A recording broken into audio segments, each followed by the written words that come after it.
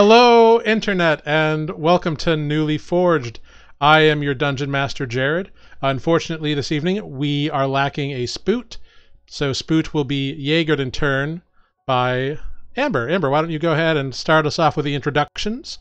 And I would like to know what your character would like to find under their tree for whatever holiday puts stuff under trees. You can make up the holiday if you wish. Non-denominational festive tree. Right. I feel like there's probably an existing holiday for druids, but I'm not really sure. Every day is a holiday for trees with druids. Yeah, so I'm Amber. I play Greg, the goblin artificer. And today I will also be manhandling Spoot, or turtle handling Spoot. My favorite thing that I got under presents and was under the tree that I found. This one time I found a really big centipede and I was hungry and it was huge, and so it was the perfect gift. It wasn't really a holiday, but that's what I found under a tree one time. That was great. Wonderful. Let's move on up to Mike. Go ahead, introduce yourself. Tell us your tell us your character, all that jazz.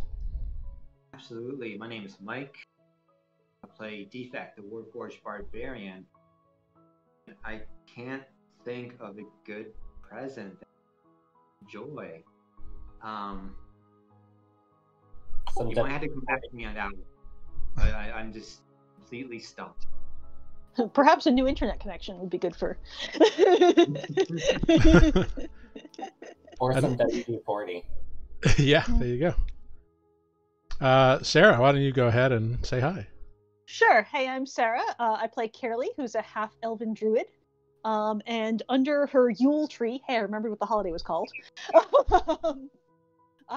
She is hoping to get a new wizard staff, a new druid staff. Great. That she can use to whack people with, as well as cast spells. Very important. And Tanner, why don't you round us out here? I'm Tanner. I'm playing Adis. Adis would like to find another stone to touch that opens up another portal. It's possible. That ended well the first time. And you got quite the gift from it, too. Yes. The big bad. Possibly. Who knows? Well, that being said, our heroes are now level 4, in case anybody missed it last session. So they have leveled up recently. Yes, which will be very useful in a desert. Snakes are a swimming creature. They are. And speaking of snakes, when last we left our friends in their adventures, they had successfully navigated their way towards their final, hopefully final, encounter with a Malison that they are hunting.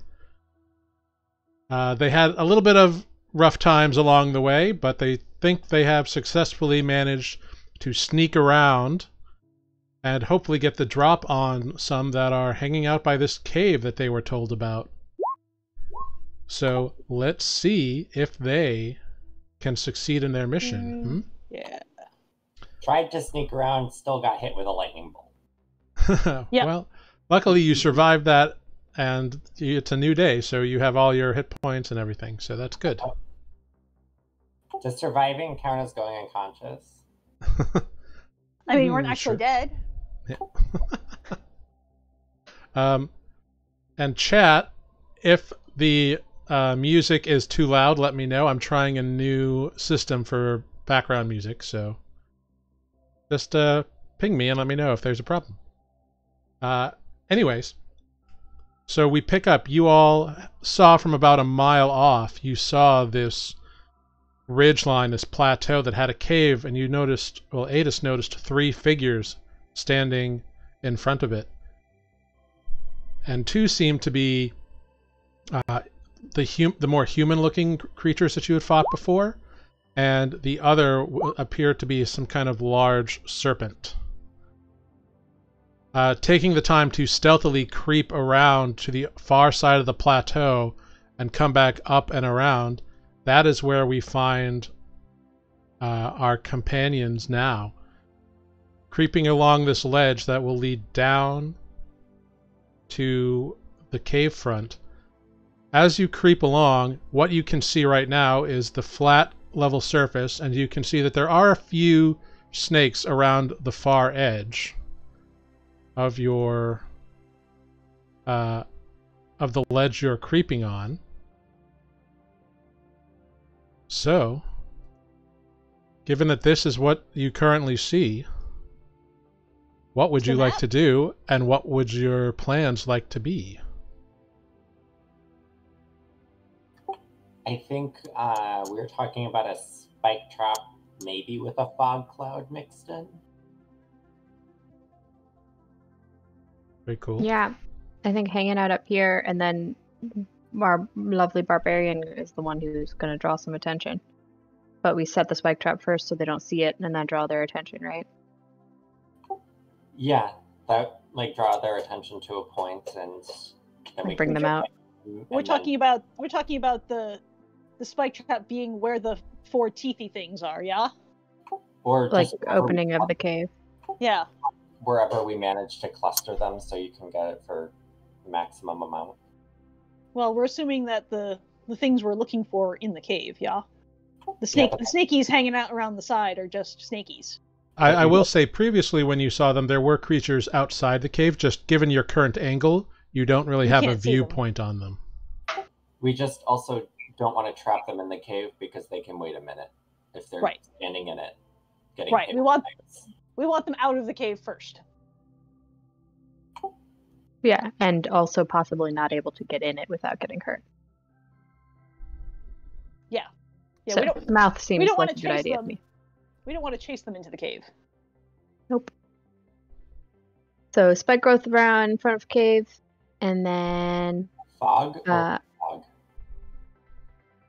Well, we're looking to lure people out of the cave first, and then Yeah, you drop in the mentioned, spikes behind them. You mentioned I'm drawing attention, luring them away from the cave. yeah, we haven't seen anybody.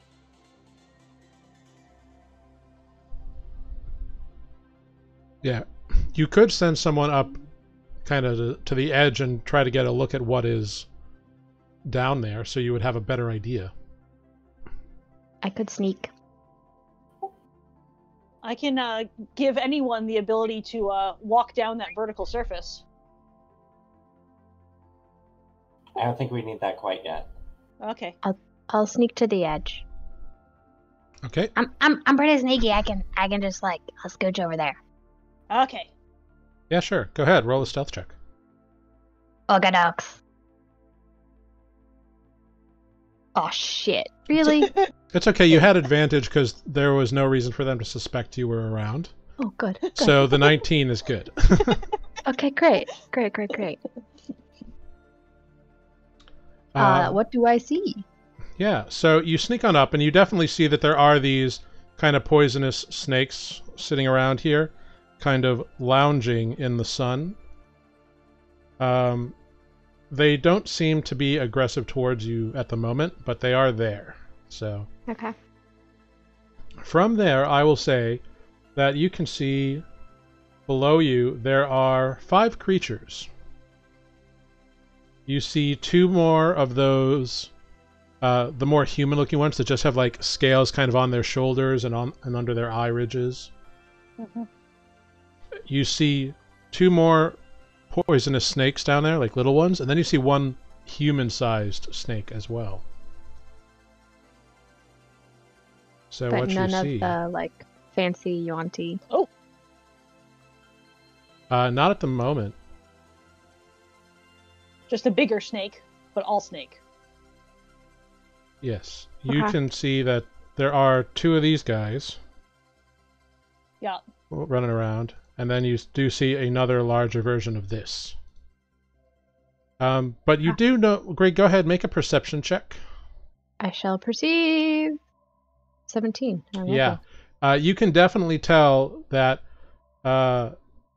the larger snake is definitely making noises, that the other two humanoid creatures are responding to in an identical language. Okay. All right, I will take that information back to my. Yeah, and you also notice the larger snake is moving with purpose, like they are kind of patrolling and scouting. All right, they're definitely like paying attention and in communication. Mhm. I shall endeavor to return to my party with Yep. that information, and ever so sneakily. Yeah, you can easily scoot back up there. Sweet. Okay, so I didn't see any of the ones that we gotta get the hearts out of, but where there's like the big snake. And they're talking. They're not stupid. So, should we just do the spike roof?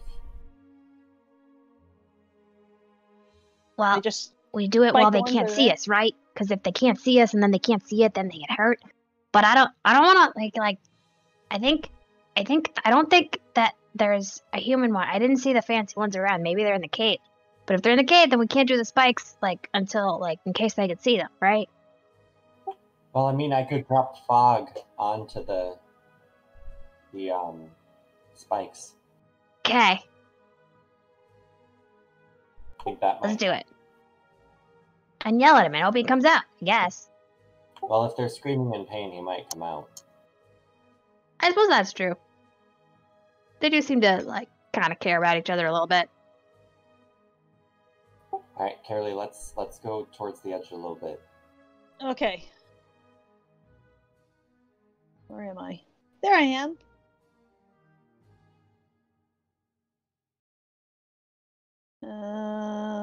Stealth is a thing. Yep, you both can give me stealth checks at advantage. Oh, damn, Carolee did better than Ooh. me. Oh yeah.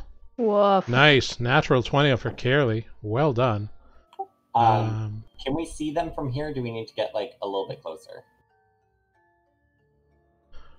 I would say that you can see them from there. Yeah. Okay.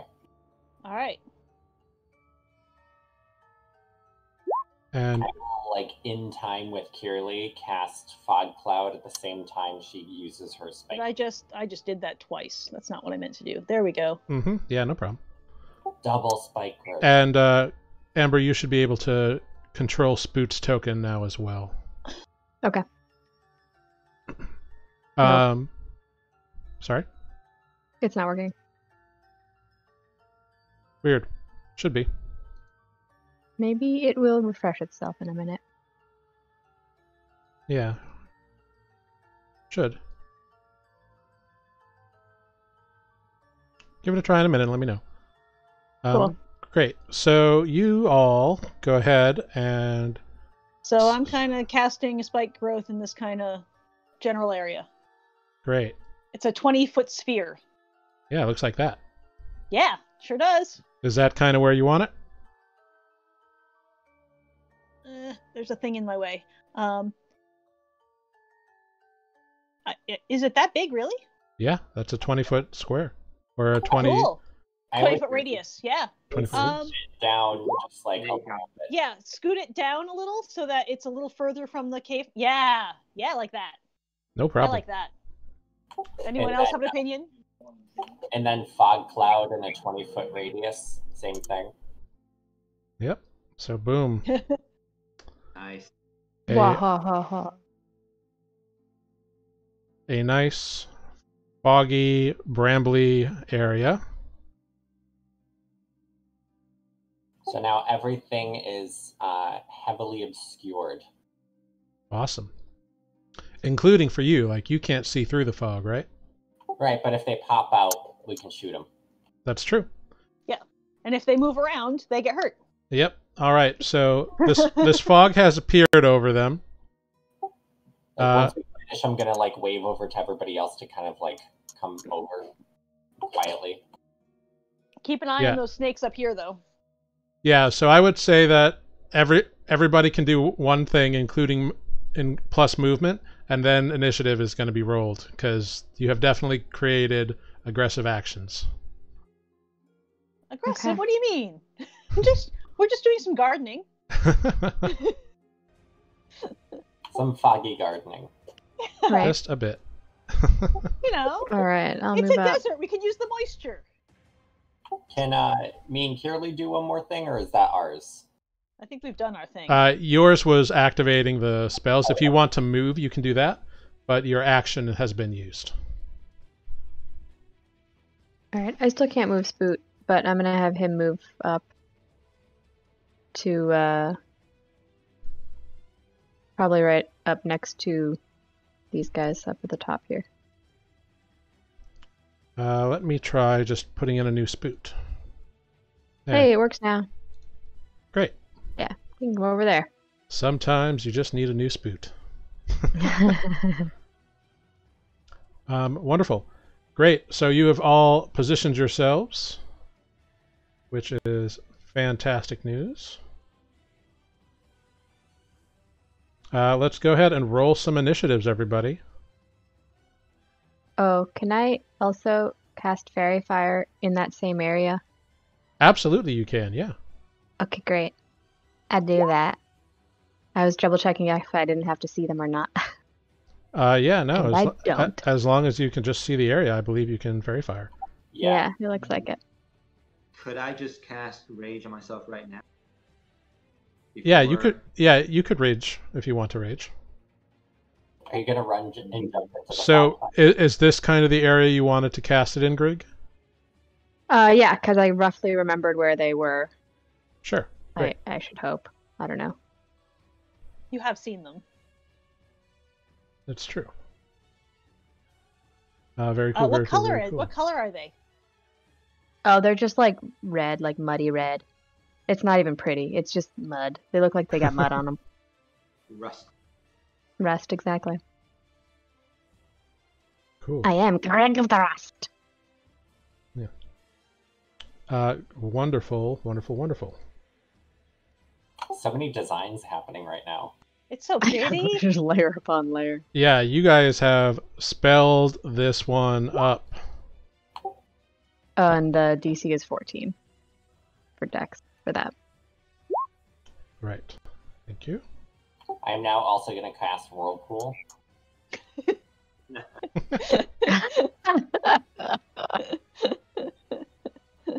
And something sparkly.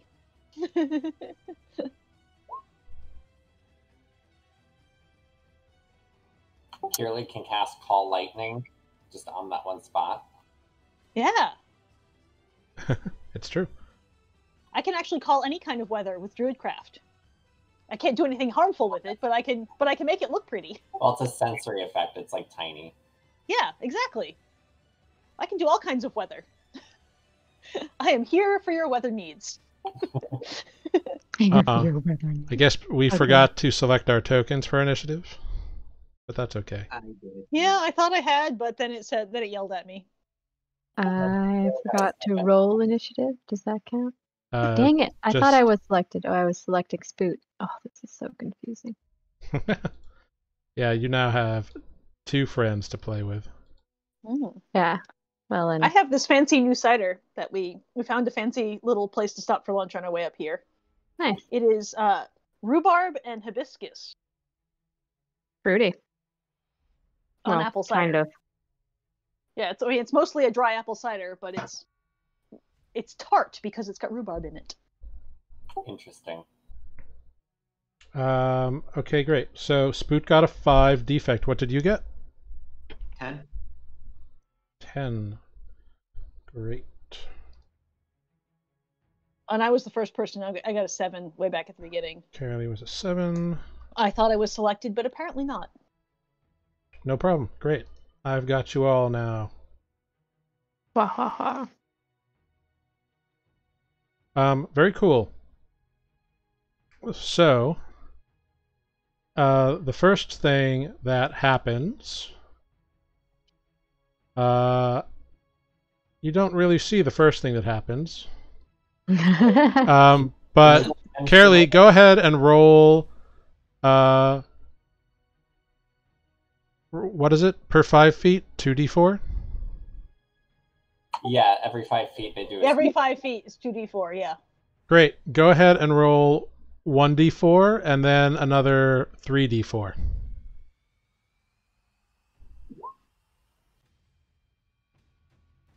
1. And then 3.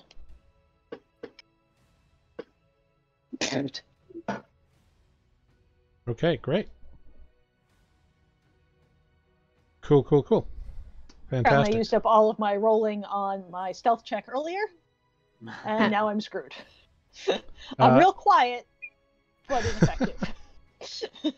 Adis, it is your turn. What would you like to do? So can we see any of the shimmering because of the fairy fire? Or Because the fog cloud heavily obscures it, I would say that you can see that it looks like something is shiny in there, but you're not getting any advantage off of it.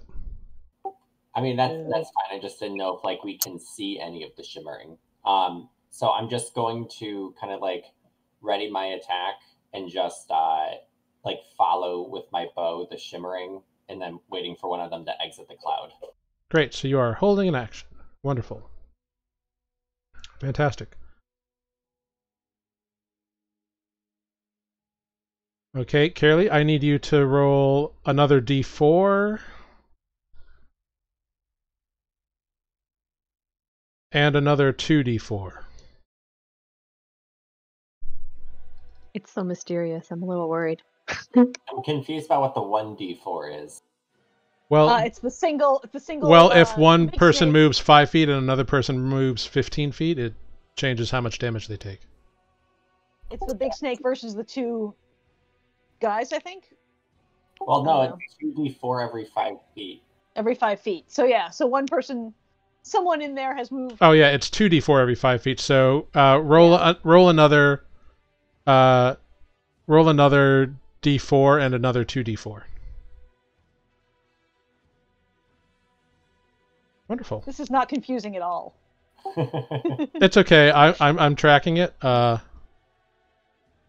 know what happened, and you're going to find out what happened. At least one thing right now. So you hear a bunch of painful shouts and screams, and like ow, ow, ow, ow, ow, ow. And Adis, you think you see something emerge from the fog down in this area, but based on your location, you can't quite see it. Okay. However, I will say that Carolee, Yo. you can see that this individual just moved out of the cloud to there. Aha. And she's going to make Is a she hurt? perception check. She looks pretty bloody, but she is not glowing. And she's just busy looking at herself and looking at the fog cloud and wondering what the hell happened. She appears not to have noticed you yet. Cool. Defect, it is your turn. Yep. The fog cloud is just obscuring this person from you, so you can't quite see them yet. This person that just popped out down here. Correct. Okay. I can see her, but you can't. Neener, Yeah. neener, neener. Yeah, you can just barely see her, Carolee. Like, just barely. And I would say Spoot can just barely see her as well, but Defect is unfortunately blocked by the cloud. Mm-hmm. That whole sphere thing. Maybe I missed something, but these little guys, Yeah. are we just forgetting about them, or? No, so far they're just looking at us, and Oh, they're minding their own business, sunbathing. yeah. Yeah. They might get told to attack us eventually. They speak snake, so I don't know. Okay. It might not be a terrible idea to push them off if it's convenient and you're not busy doing something else. It's like pick them up and just eat them off the cliff. Yeah. Next question: How high is this cliff ledge? It is about 15 feet. 15 feet, like, straight up. So what I want to do is this. I'm gonna head over down to here, right over the mouth of the cave, Mm-hmm. and I will hold my action. If any of these two snakes on either side of me attack me, I'll attack them. All right. So you are holding your action to attack something if it comes within range. Right. Great. For this turn. Mm-hmm. Carolee, it is your turn. Cool. Well, since I can see that that lovely individual over there, I'm gonna throw some ice knife at her. Yeah, do it. So she makes a dexterity saving throw. That is an 11.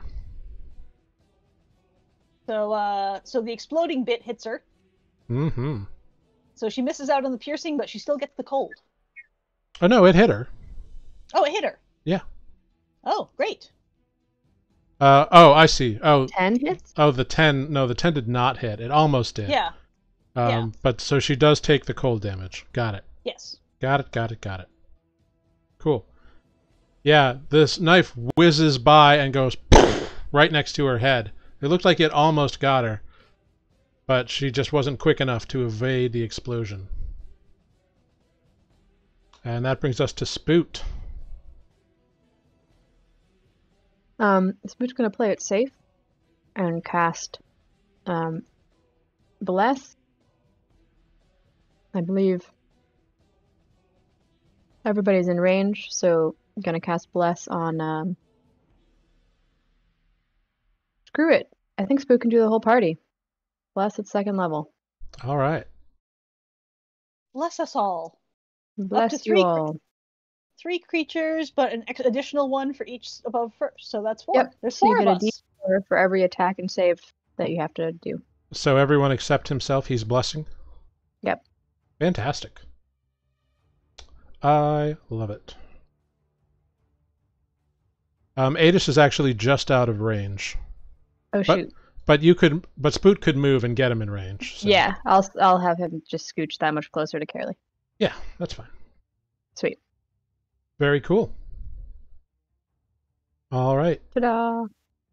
That brings us up to the top. Greg, it is your turn.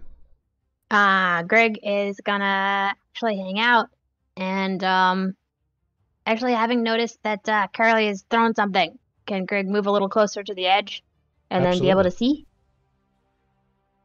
Can Yeah. I see that lady yet?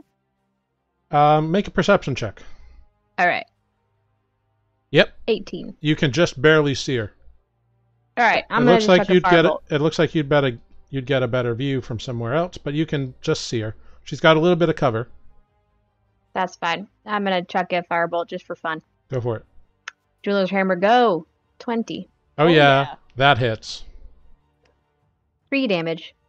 The cover help. Well, it probably helps. Yeah, the cold Greg damage. just lines up their jeweler's hammer and goes pating and blasts away on our friendly neighborhood. Whatever it is. Are they friendly? Well, No. you don't know. They are neighborhood. Not so friendly. They're definitely neighborhood. Very cool. So the next thing that happens,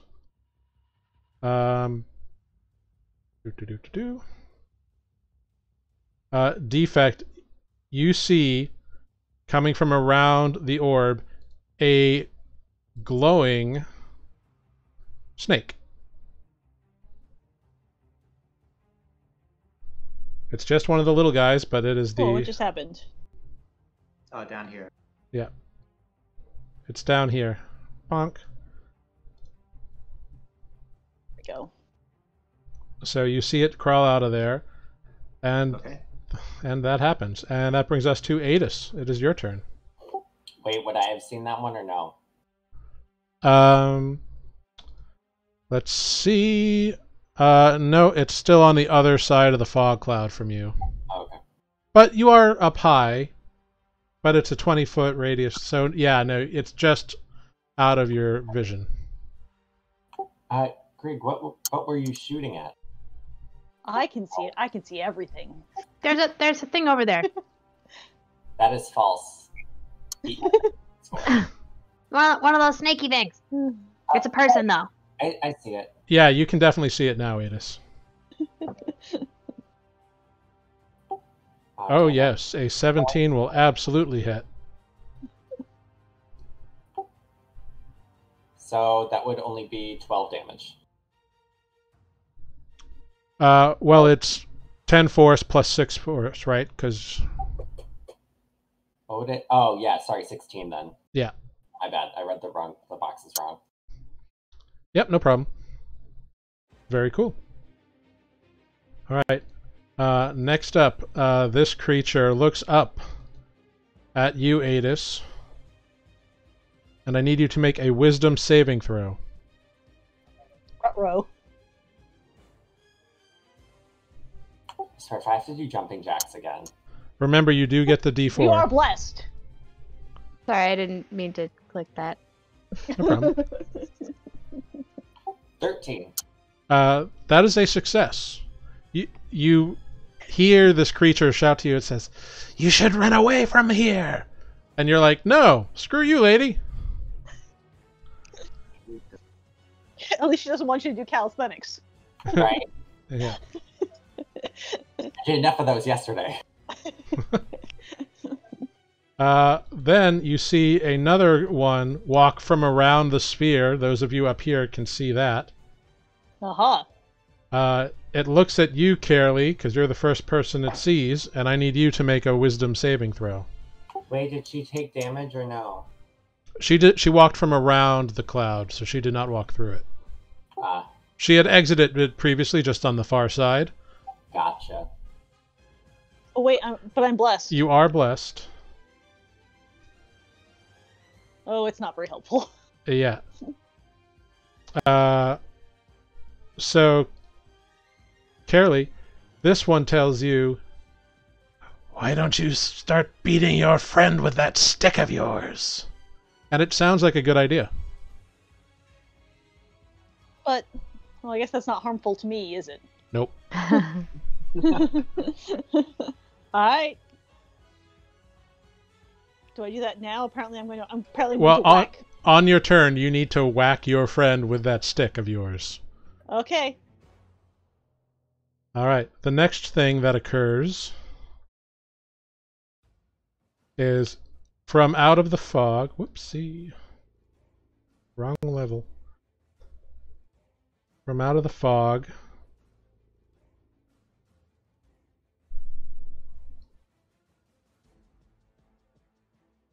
comes a creature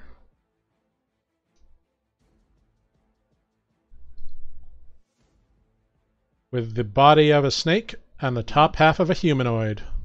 Woo woo. Looking around at what is going on here. She came out of the fog? Mm-hmm. She's not there when we set So them. I need you to roll 4d4 for me. Who, me? Yes. Great. So she appears a little bit cut up. But she has exited the fog cloud now. She's going to make a perception check. Cool. She sees Defect and Greg first off. Defect looks very dangerous.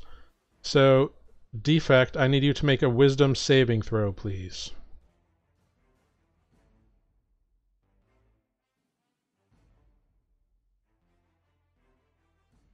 And remember that you are blessed.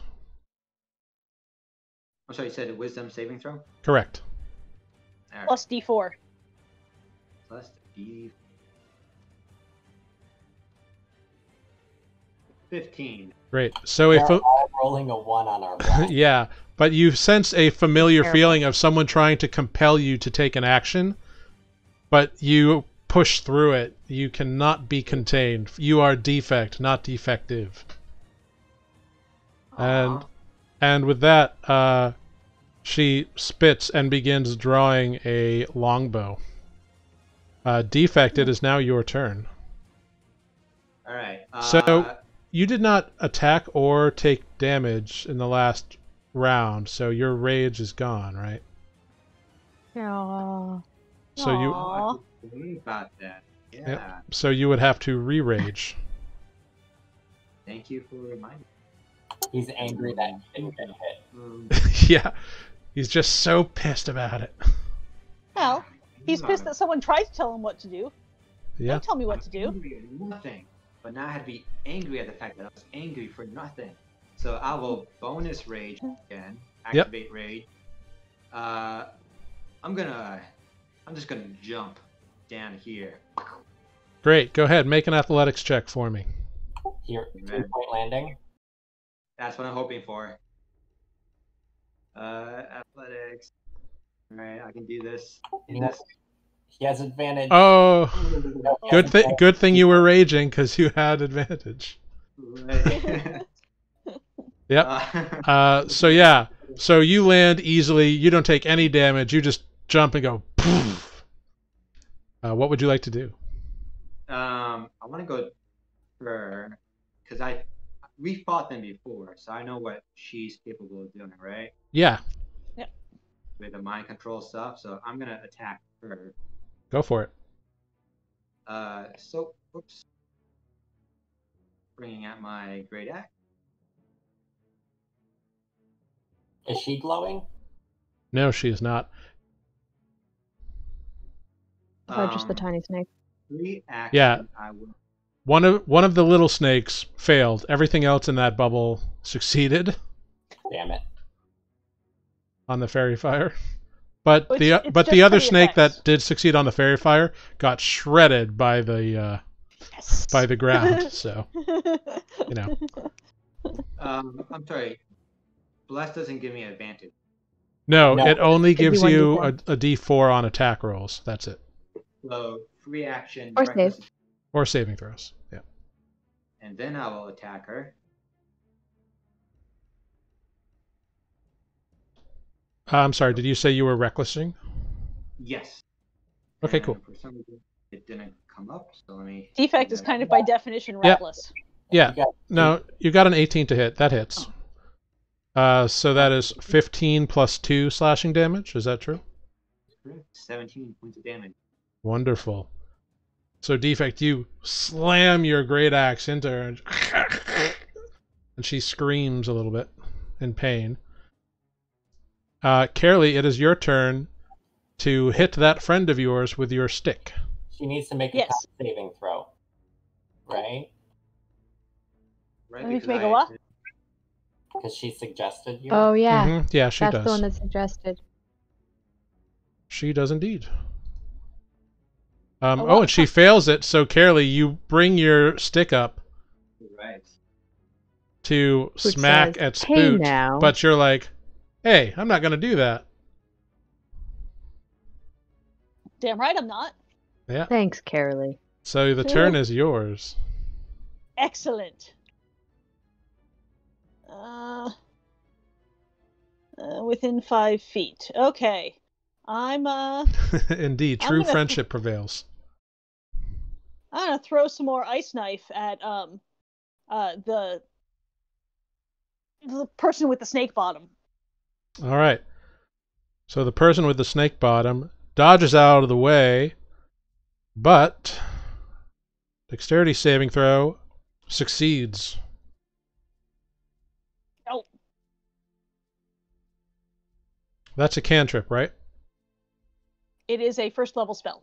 Okay, so does they take half damage on a success? No. Okay, great. So she dodges out of the way and it explodes a little bit behind her. So she... Anything else, Carolee? No, I'm good. All right. Moving on to Spoot. Spoot is currently concentrating on the Bless spell. Right, right. What else And will has Spoot not do? recently been hit over the head. So It's true, he is not. Spoot's gonna take a chance and try D4 to a that. guiding bolt. Ooh, What? okay. Kirley didn't D4 to her ice knife. oh, you're right. Oh, you're right. You're blessed. Get that, damn I it. forgot I was blessed. I don't Yep, think it helped me, though. Nope, Oh. it still missed. That's too bad. It could have made a yeah. difference, maybe, but it just didn't this time. But it didn't. Cool, It's cool. okay, Spoot. She couldn't have made me. She couldn't have forced me to cast the cantrip, so it would have just been a quarterstaff, which is not a very severe hit anyway. Yeah, okay. I'll take it, I guess. But it And didn't. then Spoot raises the hammer and says, okay, well, don't cause any trouble. And cast Guiding Bolt on the big guy. Ooh, That's a one. yeah, a 21 will hit Woo! for 11 points of radiant Radiant damage, blasting over this creature. And this little form of like a turtle over the horizon appears on it, acting like a That's- beacon for the next attack on it. So the next person will get advantage. On that an attack. against that one. Yep. Well Excellent. done. All right, and back to the top of the round with Greg. Greg is gonna firebolt that one, the one that just got a turtle on it. Yeah, That means a thing, right? absolutely it does. 14 with advantage, so 25 plus a d4, but Yeah, that would hit. okay, great. 5 damage. Wonderful. All right. So this blast of fire hits it in the side of the head as the little turtle fades from existence. It's looking pretty beat up for only just barely having come out. It doesn't look like it's in trouble yet, but it is looking very angry and annoyed. As it should. Same. Yep. Next up, this snake here moves or slithers around Defect and is going to attempt to bite Defect. That is an 18 to hit. Just hits. You take 1 point of piercing damage. And I need you to make a Constitution saving throw, please.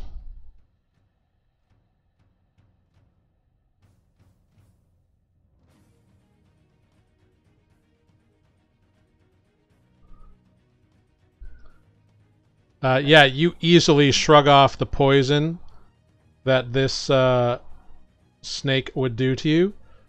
So you would take 5, but it would be reduced to 2 because of your success. But you're also resistant to poison, so you take 1 point of poison damage.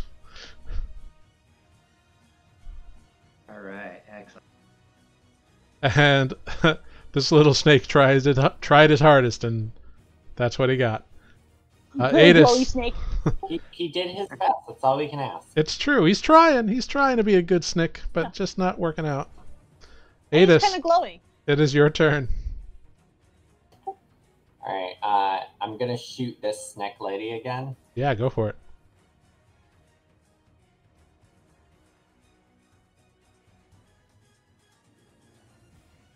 A 14 will hit. Yeah, absolutely.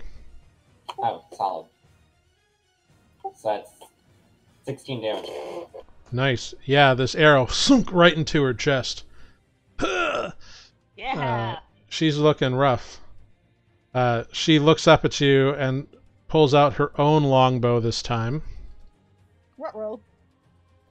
Or it's a short bow, actually. That's my that- gig. That is an 11 to hit.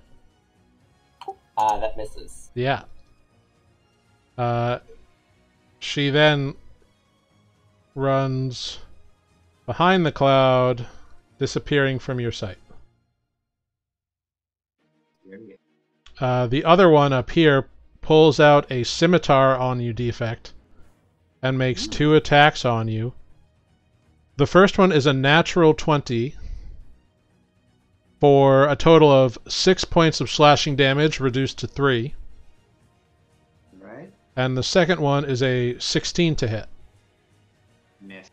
Yeah, so the first one cuts deep into some of the exposed wood The second one glances off some stone and metal.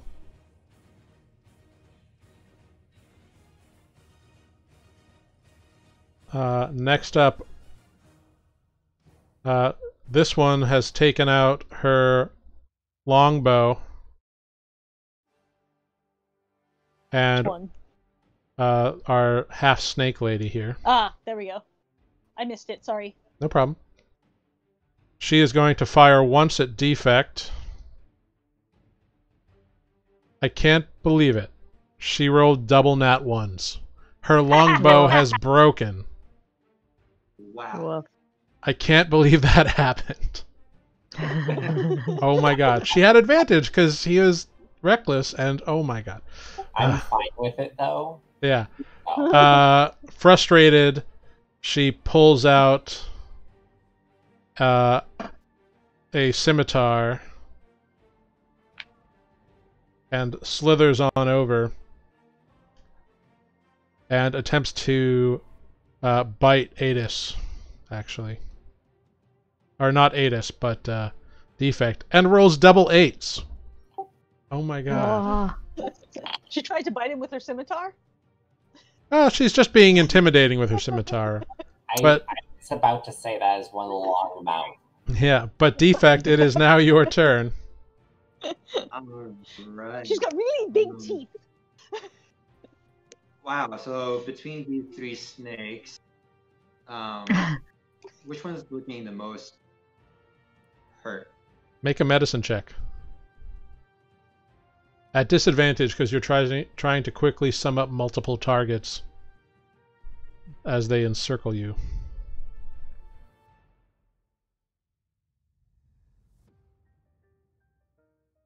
I mean, the little snake is a little snake. He's probably busted up. Yeah, I'll swing around and try to take out that little first. Okay, go for it. So that'll be just a straight. Mhm. Well, no, it'll be with advantage, right? No, there's nothing. Yeah, it's outlined from the fairy fire, so you do have advantage against the little snake. Poor guy. It's a good thing you have advantage. Yeah, over the you little just snake. you just chop it in half and bisect the snake, and it goes easy enough with your axe. Okay, that's 1 out of 3.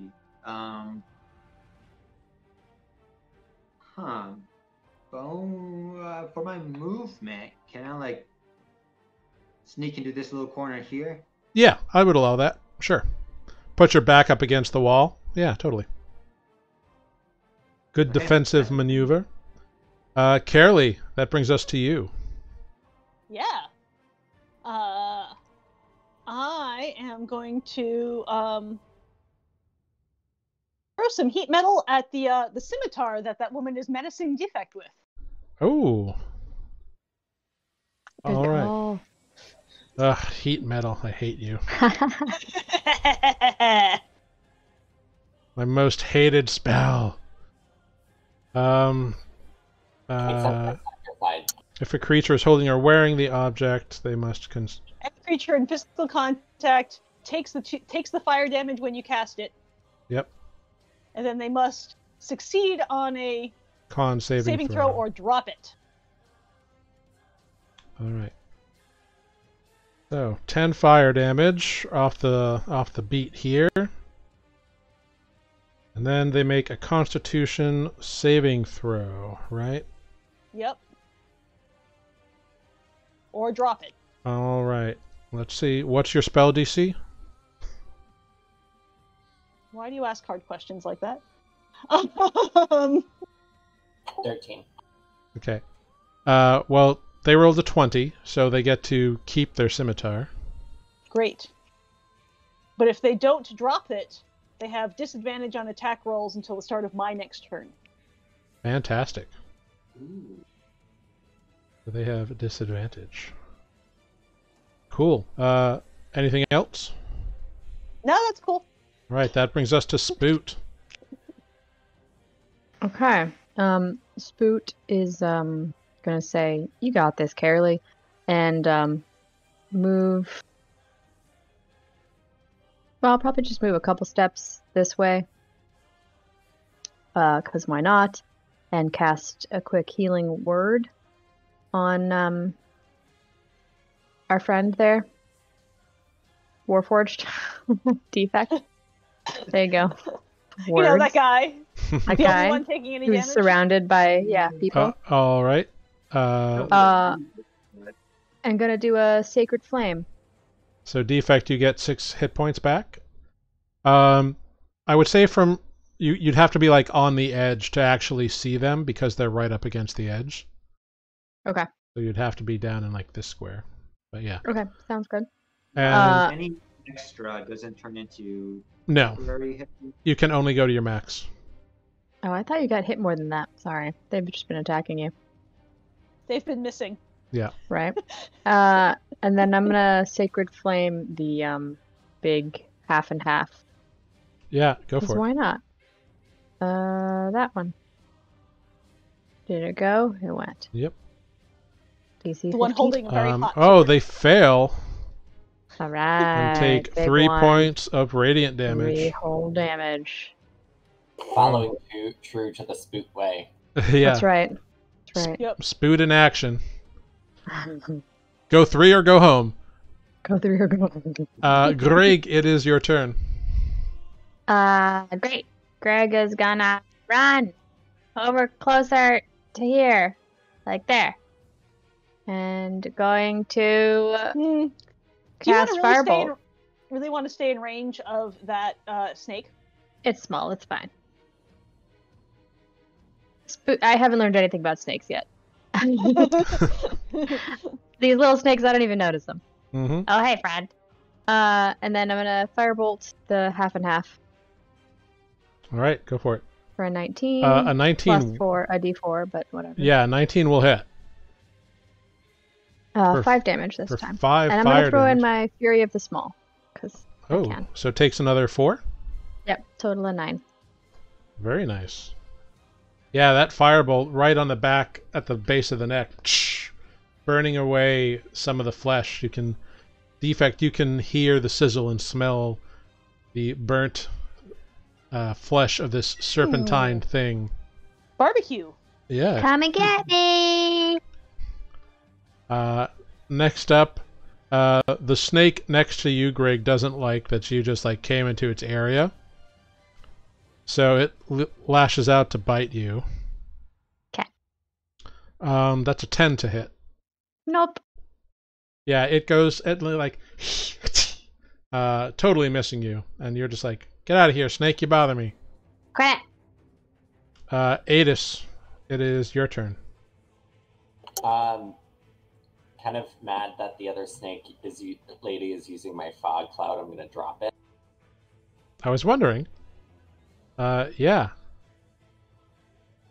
You drop your fog cloud, padoom. And when doing so,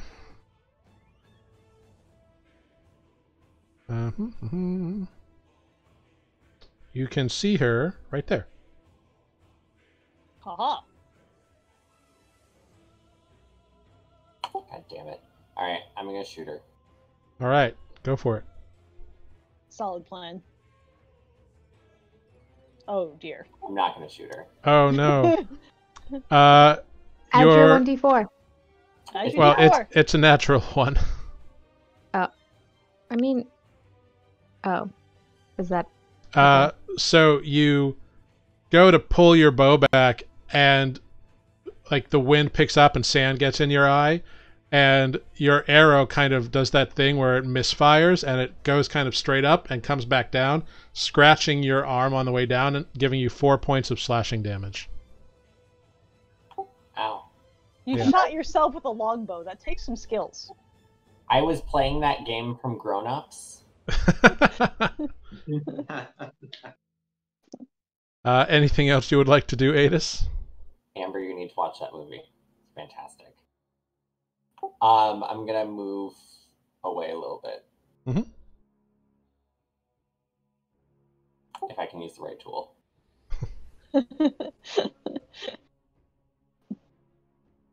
That's my turn. All right. Very cool. Very cool. Cool. So she pulls her short bow out, and she's just gonna fire towards you, Adis, because you've tried to fire at her. Poorly.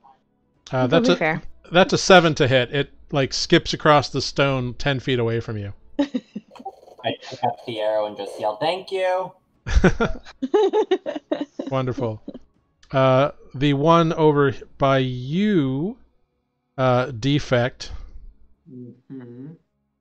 goes ahead and lays into you with 2 scimitar attacks, both of which miss you. All right. Excellent.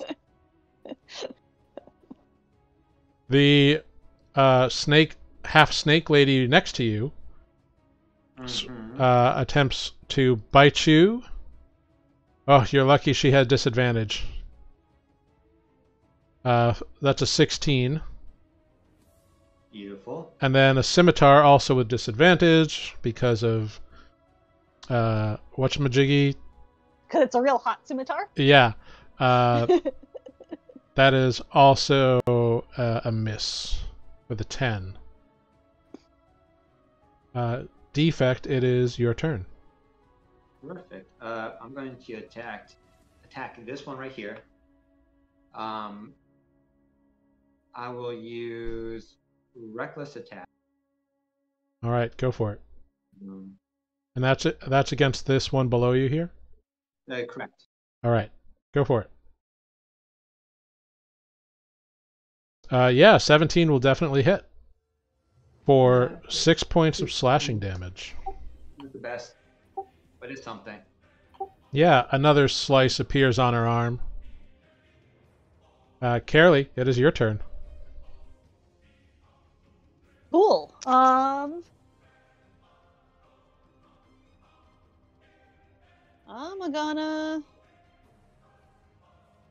I'm gonna fling did it not do its thing? There he goes. I'm gonna fling the ice knife at this woman who's out here by herself. Which one? This one? Yeah, that one. Cool. What is it? A 60-foot range? Yeah, It- she's it 50 is. away. Very fantastic. A 7 will miss, however. She will roll Oh, for. but hey, do I? Yeah, Oh, that's a an 8 will spell. also miss. She rolls a dexterity saving throw and rolls a dirty 20, so she does not take the cold damage either. She saw it coming over the brambles, Yeah. which brings us to Spoot. Okay. I guess Spoot. Well, Spoot could do something fun here. Yeah, Spoot's going to say to this one. Wait, let me see what the range is. Hang on. I can read spells, I swear. Oh, just in range. Spoot's going to say to this one out here, oh no, because I will do harm. Never mind. Can't do that. That was sad. I forgot how command works. Sorry, everybody. That was super silly. Maybe Huh? break her bow. Ramble. Oh, does that one still have a bow? I thought it broke. No, It's that the other one's one that. with a All right, yeah. You don't need that bow. Break your bow. Sure. Okay, so Let's do that's a Cast wisdom save. command. Yeah. Here, I'll do that. Did it work? All right. Yes, She it rolled a worked. 20. Well, that failed. Yeah. Yeah. She's The real end. wise. Spoot tells her to break her bow, and she looks up and she's like, "Nice try, turtle." Well, that was fun. Well, I tried. Yep. Greg, it is your turn. What? That was useless. What are you doing? I like having multiple personalities. It's really disturbing. Great. Grig is going to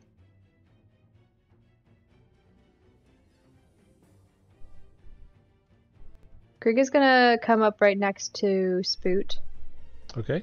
And be like, "Hey, that was ridiculous. Now we're sharing a space." More or less, I can be behind them and do just another firebolt at half and half. Cool. The snake attempts to bite you as you leave its threatened square and rolls a 14. That does not hit. Cool. I am 15. Yeah, I don't know. Whatever on top of each other. There you go. Great. Hiding Firebolt behind his 18. thighs. Who are you firebolting? I'm sorry. The half and half. Okay, cool. So I you're can do like my D4 also. you're like down here. Yeah, that definitely hits. Okay. And I can click in the right place. 10 damage. All right, another blast of fire. Boom. See, that's how you do it, Turtle. Very cool. Yeah, the snakes start to just like GTFO. They're like, peace out, honkies.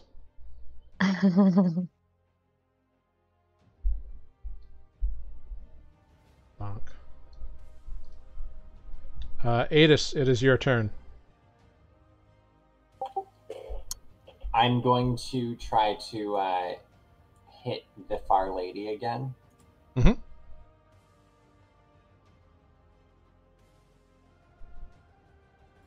$21. A 21 will definitely hit. Yeah. So unfortunately, my planar warrior only works for 30 feet, so this is just straight piercing. Okay, good to know. So 10 piercing. All right. That would have been such nice damage. Yeah, been- she it's is still she nice is looking damage. very rough right now. She's got multiple arrows. She is very unhappy with her lot in life at the moment. Excellent. You could just run. She turns and growls at you and fires her own short bow towards you. Oh my gosh. That's a 7. If only she had had advantage. Doesn't have advantage. And she's going to run and kind of attempt to hide behind one of these vine-covered stones here, which isn't really doing too much for her, but that's what she's got. This other one is going to look up at you, Greg, and say, "Start running!" I need you to make a wisdom saving throw. Great. I will do that. And my D4, total of 19. Yeah, you brush it off. You're like, "Snake, please. Listen, I got stuff to do here, okay? I gotta kill y'all." Yeah. And it growls in frustration. Cool. The half snake lady is going to attempt to bite Defect again. That is a 17 to hit, That's a miss. Whoa. and attempts to scimitar. That is a 21 to hit. That hits. That is 9 points of slashing damage. Reduced to 4, because rage is a thing that you have. Always. And Defect, it is your turn. I will attack the same snake as before. Mm-hmm. A reckless attack first, and then great axe. Oh, wait, you had reckless attack last time, didn't you? That is correct. So the first attack, the bite, would have hit. Then, because you rolled a 20. So that would have been 7 piercing reduced to 3, and Mhm. 12 poison reduced to 6 because you're resistant. So another 9 points of damage. But yes, a 21 definitely hits for Excellent. 17 points of damage. Full damage. Yeah, just carving this one up bit by bit, and she screams in frustration. Carolee, it is your turn. Cool. Let's heat up that guitar again. All right. Wow, another 10 damage. And a Constitution saving throw. Rolls a 16 this time. Oh, okay, that one succeeds. Yeah, great. So she doesn't take so she doesn't have to drop it, but she still has disadvantage on her next attack. Yes. Very cool. Does she still take the damage though? She did. When it's cast. Okay. Yeah, she took the 10 damage. She just doesn't She gets drop the the damage weapon. no matter what. She Yeah. just doesn't drop the damn thing. Yeah, it's such a ridiculous spell. I hate it so much. I But it's- liked it. Yeah, no, that's the reason there's there. And that brings us to brings me joy. Spoot. Well, Especially as a druid who doesn't like metal. Spoot's gonna say, well, I guess you might have an idea there, and just Sacred Flame on the big one. Yeah. Whatever you say, little one. Why won't it cast? Oh, I have to click over that side. Still getting used to this interface. DC 15. All right. It rolls a dexterity saving throw. Rolls a 19. Well, it passes. All right. Greg, that is your turn. Well, it was a good try. And come over here. And I'm gonna cast Thunder Wave. So that it just hits this one really. So I guess the All right, yeah, is- so you can go up to the edge and just kind of focus it down over the side there. Go ahead, make your... yeah, it's a cube, so yeah. Yeah. Thunder Wave, first level, DC 14 con save. Oh, it fails. It rolls an 8. Hells Ooh. to the misses. So it takes So my- 5 thunder the damage, and it would be pushed, but the way that you're focusing it, it doesn't really push it anywhere. You can Aw. push straight Um, down. However, I will say that it ends up going prone as a result of your spell. All right, cool. I was about to say, does a crater appear below it? Yeah, a I'm little trying. dip right under it. That's why she slips when her snake body goes ah, and Wait, it's very weird looking, but it works. Does someone have a conjure banana peel cantrip? The snakes that is have what it's like. fucked off for all intents and purposes. Adis, it is your turn. Can I still see her? We took the fog away. I mean, she went there. Yeah, I would say you can see her. She's got partial cover at most. I'm just gonna step around to the side. Yeah, totally. You're really bad at hiding, and I'm gonna shoot her. Go for it. God damn it. Actually, I'm gonna move to there. Oh, okay. Now I can use it. A 14 will hit. Yeah. Yeah, you take the time lining up as you move across Adis and just right through the head, and she tumbles to the ground, unconscious. Dead, even. Woohoo! Next up, this one looks at you, Defect, and says, "You need to run away from here." Go ahead, make a wisdom saving throw.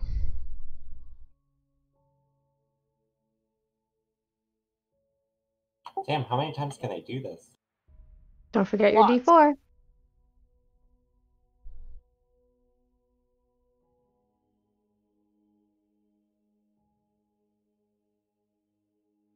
Okay, yeah, you succeed. You push through it yet again.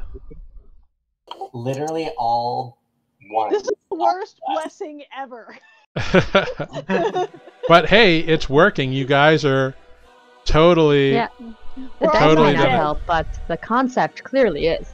Yes. Um, Spirit of the bless. this Yes. one gets up and in frustration more than anything else, attempts to bite Adis yet again. You mean me or? The longest teeth ever? I keep doing that. I don't know why. Attempts to bite Defect, but misses with a 15. Slashes her scimitar. That's a 23 to hit. Yep. For 7 points of slashing damage, reduced to 3. Isn't she still at disadvantage? The one with the scimitar? Oh, that's right. She is at disadvantage. So that would be a miss. That would be a 10. So you take no damage. Thank you, Carolee. Thank you for reminding me. I tell you, heat metal, man. Defect, it is your so turn. Much fun. I loves it. Same thing as before. Reckless attack and a great axe Mm-hmm. to her face. Ives got it. Says Adis and Defect practically twins? Question mark. They look so alike. He's made of metal, and the other one has a tattoo on his face.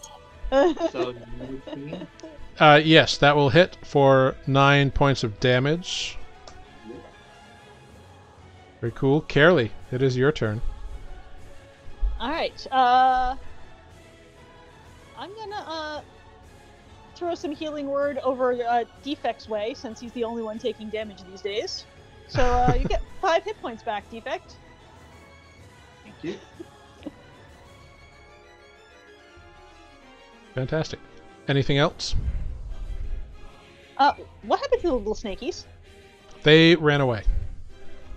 Alright, no, that's it. Because you all were like messing up their sunbathing, and they were like not having it. I just suddenly looked up and I was like, wait a minute. They're all forming into a giant snake behind us. Cool. Cool. Cool fish, but like snakes. Spoot. It is your turn, oh Spoot. How are our enemies looking? You can make a medicine check. I will do that if I figure out how to do that. Do it. Oh, that's where I click. Oh yeah. 22. Given that you have fought these things before, you can tell the one that Defect has been hacking down, which is this one, is really rough. Probably a couple more and they're out of there. The one with the snake body's in a little bit better shape, but still is starting to get worn down between all the spells being launched at it and various other forms of damage it has taken. Okay. Well, then Spoot's gonna be play conservative and Sacred Flame the one that looks worse. All right. And I click. Whew, it rolls a 3 for the dexterity saving throw and takes the that full 5. 5 damage. Woohoo! Yeah. Cool, you're finally learning to use that thing. Greg, Well- it is your turn. Practice goes a long way, says Spoot. Greg's like, dang it, I forgot I was up here. And chuck a firebolt at the bigger one, because I'm not paying attention. Greg's not paying attention, rather. 13. Oh, wait, no, a d4. 15. That hits. Alright.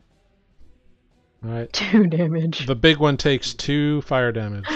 That was so sad. Every little bit helps. Adis, it is your turn. Adis is gonna shoot the big one. Mm-hmm. Go for it. 17. 17 will hit. 12 damage. Oh, yeah.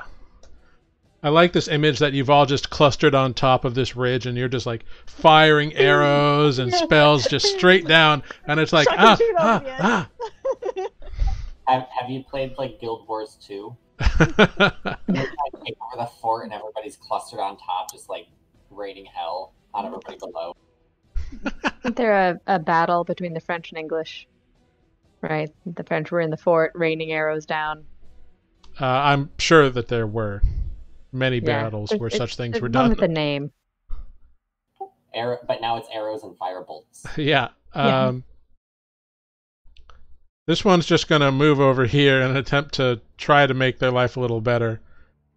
And swing a scimitar twice towards Defect. That is a 5 to hit and an 11 to hit. So just glancing blows, no problem whatsoever. The half-snake lady is very annoyed and is going to just attempt to bite Adis. Defect. Bite Defect. That is a 19 to hit. 19? Yes. All right, that would be 7 piercing damage reduced to 3, and 3 poison damage reduced to 1. Okay. And then scimitar with disadvantage. That's an 11 to hit, so that misses as well. And Defect, it is your turn. All right. Same thing. Reckless attack. Great axe. Oh, great. wow, that is a crit. What?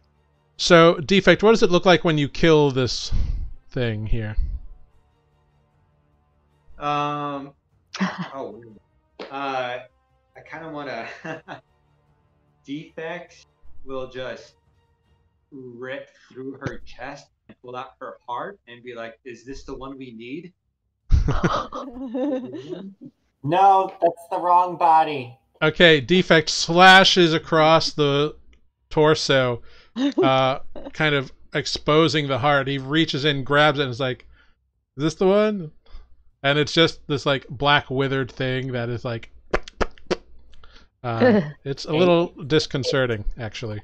On the top. Wrong heart. No, that's we gotta wash that off. Carolee, Sanitize after that. Carolee, it is your turn. Well, I mean, I'm sort of running out of things to do here. I guess I'm going to come over here and I'm going to switch to the right marker. I'm going to come over here and join the people staring down over the edge. Uh-huh. Hey. Just Hey, y'all! And I don't know, is Defect still sad there? I've got another. I think he's okay. Hey, You Defect, can- how you doing? You can make a medicine What? check if you want. I got a thumbs up from Defect. I'm just gonna watch. Okay, great. Spoot, what would you like to do?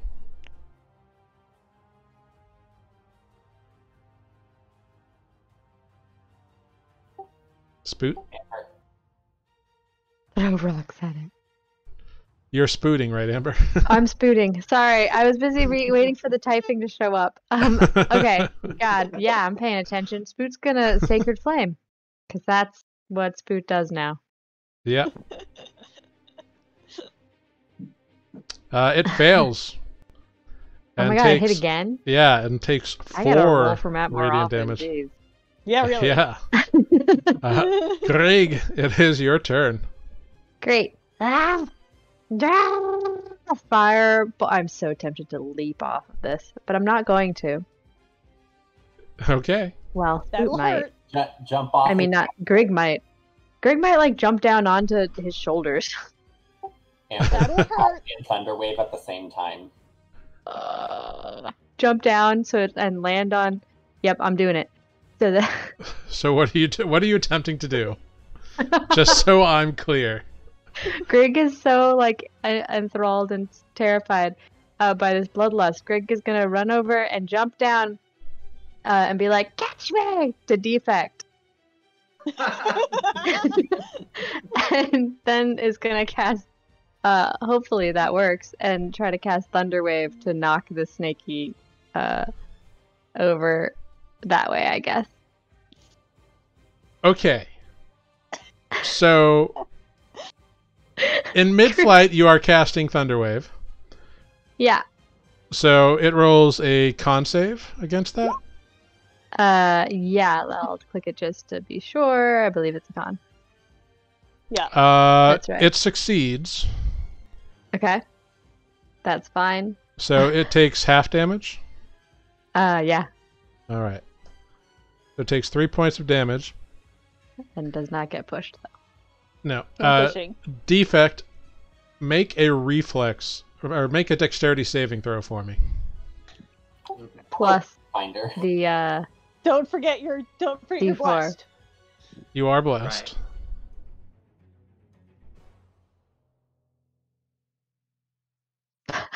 Wait, could he use his danger sense on this? No. Can I help by being athletic Hopefully he catches them with the hand not holding the great axe. or using acrobatics? Okay, with a 14, with a 15,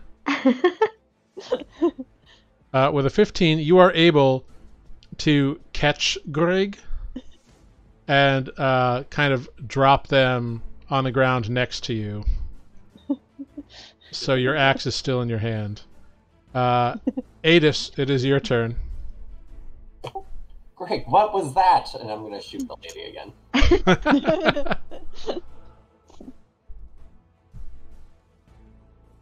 I just thought it would look cool. I mean, it was ineffective, though. Yes, a 20 Oh, will yeah. hit. A 20 will absolutely hit. 12 damage. Okay. Yeah. She is looking super duper rough right now. And it is her turn. So she is going to disengage. Oh, wait, Carolee didn't roll her heat metal last. That's true. Which I I ran out believe. of spell slots at that level. No, it keeps going until you drop concentration. The damage, yeah. It's a bonus action to maintain it. Huh? But anyway, so she disengages and starts running away. Oh, look at that. Defect, it is your turn.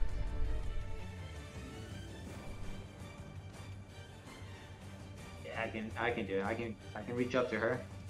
All right. I say, don't go through the spiky part. Right, I'm skirting the brambles here. And Well, with your heat metal, it's concentration, so the brambles would have disappeared. okay. It's been irrelevant for a while anyway. Yeah. Reckless attack and sorry.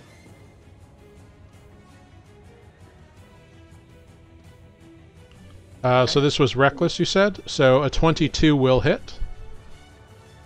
7 points of damage. All right. So, Defect, you come charging in on this creature, kind of sidewinding away, and you come up right behind them. How do you want to kill it? Yeah. Woohoo! Wow. I will, as she's slithering away from me, I will cut her deep along the lower half of her, pretty much slicing her in half, and just watch her top half crawl away from me before she slowly. So Defect goes charging after this snake creature and I don't want swings Halloween, so. swings his axe, whoosh, slicing through its midsection, almost bisecting it entirely.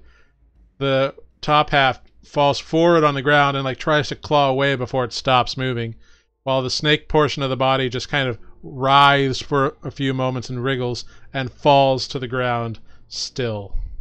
Yeah. And that is that. Well done. That's the right heart defect. Get that one. Well, that's mildly disturbing. Says Spoot. Indeed, we like, can Yes. drop out of initiative. Well Eight. done, everyone. You seem to have defeated Oh shit. these things. Seem to have. Adis will go over to like this side and hit in a pit and tie some rope off and just go down. Yeah, it's not too difficult to do, so you can all descend to the area. That was little crossbows. Those are really cool. Yeah, there's a lot Nice of job, goo Mike. around. Now let me get the heart out. All right. You go for the heart. Go ahead. Ooh, a natural 20 yeah. on the survival check. We've had some practice. Yeah, this is now the third time you've attempted to retrieve the heart of one of these things. You deftly cut in all the right places and remove it successfully. Greg, do you have the Woohoo. bag still? Yeah, it's right here. And I will have wanted to like watch that intently and like Mm-hmm.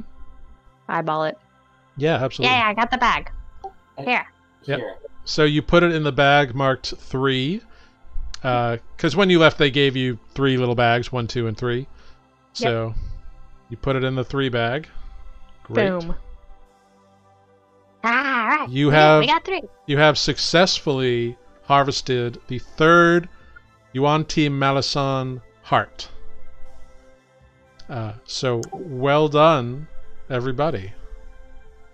How many arrows does she have on her? She actually has 16 arrows on her, it seems, because her bow shattered in the first volley, in her first attempt to use it, and she was very frustrated about it. Hey, by the way, Carolee, can you use this? Greg says, pointing at their light crossbow. Negative. Ah, all right. Well, it was worth a shot. Sadly, I'm fairly limited in my my weapon usage. Hmm. All right. Anything from this cave? Well, as you begin to approach that cave, we're going to take a 5-minute break. Oh gosh. Excellent. I'm so worried. So, well done, everybody. We're going to take a quick 5 minutes here. Thank you, chat, for hanging with us. Much appreciated. We will be back momentarily, and we'll see you then. Bye.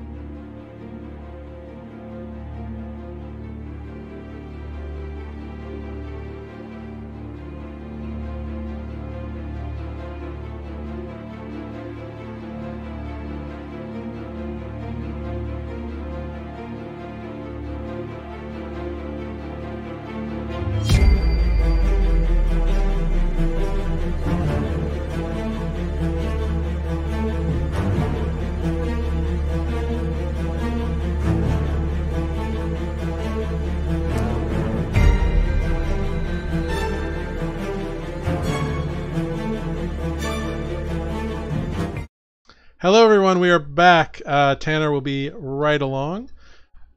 So, you have all defeated this batch of Yuan Ti, and Defect, you have begun to walk towards the cave mouth. Mhm. Go ahead, make a perception check inside.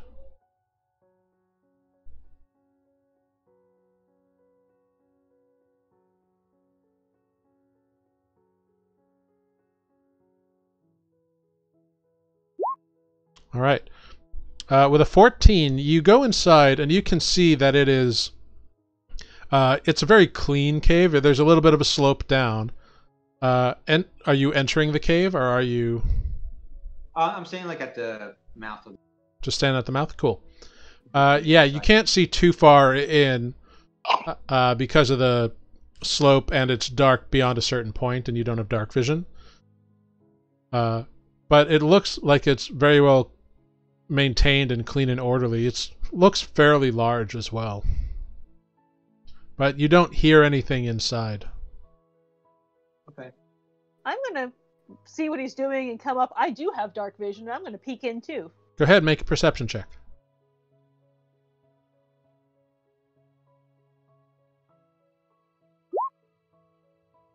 All right, with a 13, you see pretty much the same thing. You can see about 20 feet. Four Still of up? it. Yeah, you can see about 20 feet into the cave, and then it curves and turns. So it looks like it curves a little bit. I was mostly just curious because he was peeking. I figured, Yeah. You also don't hear anything coming from within the cave. So Assuming the heart is done, I want to take a turn. yeah, it is expertly see. done. Anything cool in there? Not really. Not one. You don't see anything. You see rocks, and it looks like a clean floor, and it curves to the left. What's so interesting about this? Not much, actually. Those are your Greg. Those are your feet. What? Oh. Guys, we should start heading back. Kind of on the time crunch. I mean, if you Yeah, want, okay. if you want, you can investigate whatever this cave was. I kind of wanna. I too am curious. I mean, we are How many kind of in days a we time crunch, guys. If we don't want me to die again. Yeah, and none of you heard anything from within the cave. Just Well, I'm I'm Spoot.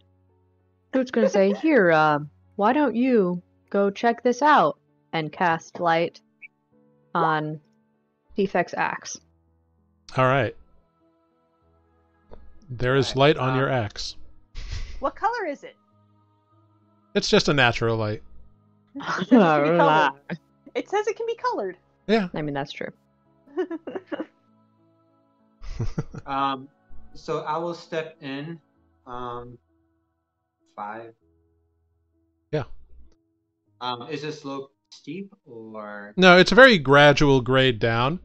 And you can see now that there's light, you can see about 15 feet in front of you. It kind of curves off to the left to one side. Frigga's just gonna watch and have the jeweler's hammer ready.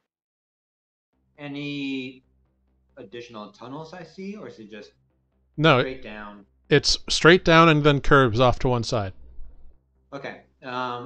I will continue forward around the curve. Okay, cool.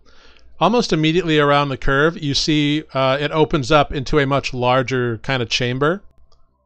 You can see that there are two kind of auxiliary caves off to either side. And in this main opening here, you see what appears to be a desk with some shelving units next to it, and a fairly large table.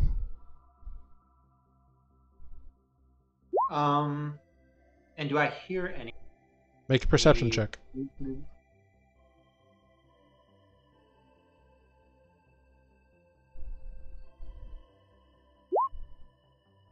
As far as you can tell, you cannot hear anything in this cave. Okay. Let me approach the desk. All right. As you go up to the desk, It is just kind of a flat desk. There's some implements on it. It looks like there now that you have the light, you can see that there appear to be what look like maps and documents in a language you do not understand. I'm definitely going to take the map. Okay. And I'll just grab like a handful of the documents. All right, cool. So you grab a random handful of stuff. Yeah. And I'm sorry, there are drawers on this desk that I can. Yeah, there's a couple of the drawers. All right. What do I find in them? Make an investigation check. Okay.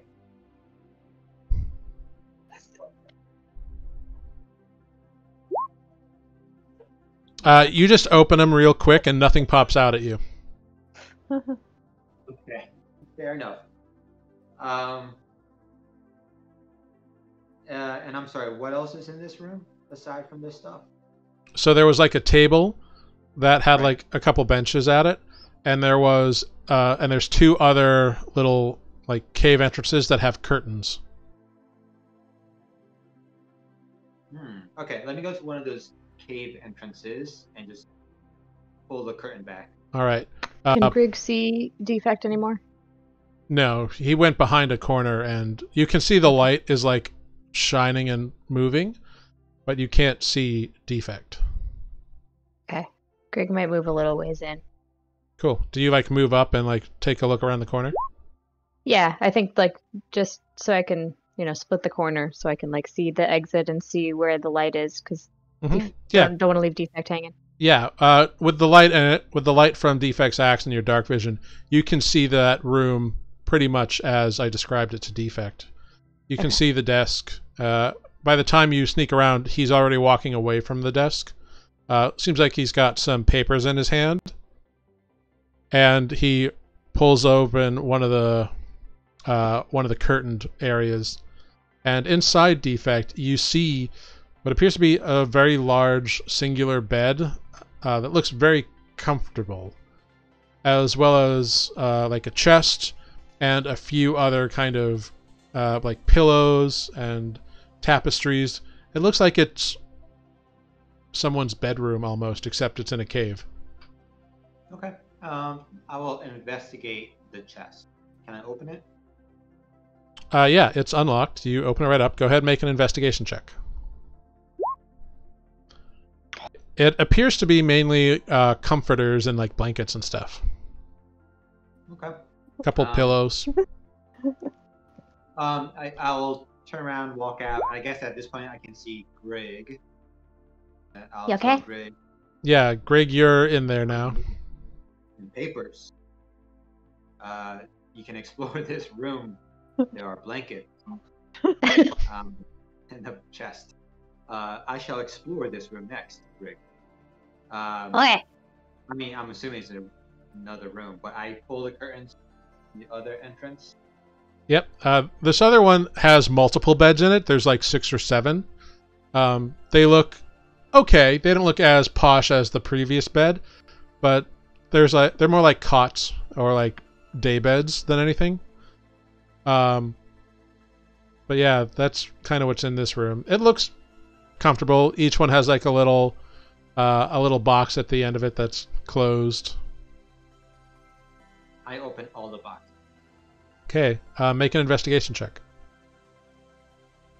Can I be helping now that it's clear there are no enemies? Sure, you can have advantage on it. But with an 8, you don't really find much. Couple throw pillows and some more blankets. Darn it. Too bad we can't fit all of this in the tent. That'd be pretty cozy, wouldn't it? Here, you said there was. Can I take a turn to take a look at the desk? Absolutely, yeah. Okay, great. Defect pointed it out to you and was like, I found these papers. 17. I found the papers and a blanket. Yep. Greg, you open up all the drawers. What languages do you speak, just out of curiosity? Oh, just common and goblin. Okay, And, like 4 words of draconic. cool. Right. You do notice that some of the notes are in draconic script. You recognize that that's what it looks like, even though you can't really understand it yet. But as you're going through the desk drawers, you find that one of the drawers has a false back, and you're able to pull it out and open it up. And you find two things. One thing is you find a little bag that feels heavy, and you find a little box. All right. I will just for now hang on to them, drop them in my bag of holding, and then I'll go look in the big bedroom. All Take right. a turn there. Okay, yeah. Go ahead, make an investigation check. Only a 10. Yeah. It seems like there is not anything other than the blankets and the pillows. All the blankets and pillows in here seem very nicely made, which is weird because you're in the middle of the desert, but they do seem is there to one be skilled. that is like red and gold and like Oh yeah, absolutely. really pretty? All right, I might take that. Okay, yeah, you can have a pretty blanket in your inventory. Cool. It's actually very nice. It's this deep like sanguine color, so it's almost like a blood red, and it's got gold edging and gold tassels, and the embroidery is all like wavy like a serpent. Ooh. Yeah. All right. All right, cool. I'm gonna All shout right, down I the didn't cave. find anything that good. Hey guys, we gotta get moving here. If you're done. Yeah. Just go. It's only been a few minutes, right? Yeah, it's Uh, probably bef- been like 10 minutes. Yeah. All right. Before the 10 minutes, I will look in the bag before I leave the cave. Oh, the bag of the heavy bag that you found? The heavy bag, yeah. It appears to be more semi-precious stones, Okay, cool. like agates and geodes and stuff that, could be sold. Cool. They are all like Uh, well polished, so there is that. Sweet. And the box? You open up the box, and inside there is a red velvet cushion, both on the top and then the bottom, and there is a well-cut diamond inside of it. Ooh. Okie dokes. Can I tell anything about diamonds? Like, is this, worth 500 gold pieces? Or You can make an intelligence check to see if you can figure out how much this is worth, given your background. Nat 20! Okay, on a natural 20, Suddenly you're a diamond expert. this diamond. I was a thief. Yeah, Pickpocket, you appreciate a nice cut stone, so you get this. This diamond right here, easily 50 gold. Okay, Yeah, it's a nice Cool. diamond. sweet. But not like a nice diamond. Well, 50 gold's a lot of money, so Well, yes, it's just not a like revivified diamond. actually it's exactly a revivified diamond. Oh, I thought it was 500 gold. No, that's raised dead. Oh, okay, cool, perfect. Added a 0. All right, great. I'll put it back in my bag of holding and come on out. Like, all right, yeah, we found some stuff. I got this blanket. That's a nice blanket. Yeah, It looks a Looks little cozy. for the desert, doesn't it? yeah, it's really fancy. Oh, and some notes. Here, these are draconic. Boot. Hands Yeah. to the note. So Spoot can read any of the notes that are in Draconic. There are also some notes that are in another language. However, you can all look at this map. The notes appear to be something about like tracking movements and supplies and stuff like that. The map, however, has multiple colored lines all over it. Now that you're like looking at it in the sun. I mean, Defect, you can read all these Draconic notes as well. There is more in a language that nobody speaks, I don't think. I Um, forgot. What is it? Well, what languages do you speak, Adis? Primordial, Sylvan, Goblin, Common, something else. I've got Abyssal, Celestial, Common, Druidic, Elvish, and Sylvan. That's a lot. Um, I'm a Oh. druid. that's true. Actually, then in that case, let me just confirm.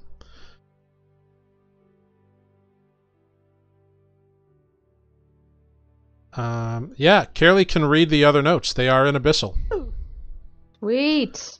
So between Hey. between the various party members, between Defect and Carolee, you can figure out that it's all about troop movements, and the map that you have indicates the patrol routes, and it's a very detailed map of their lands, of the Serpent Lands.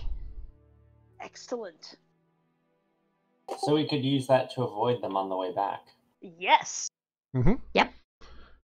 Oh, and those freaky elf things might like it. Maybe we can sell it to them. That too. Little extra bartering piece. Yeah. Yeah, this map is extremely detailed, and you can figure out easily that they seem to have about a day and a half between patrols at any given checkpoint. And it notates when the last checkpoints were.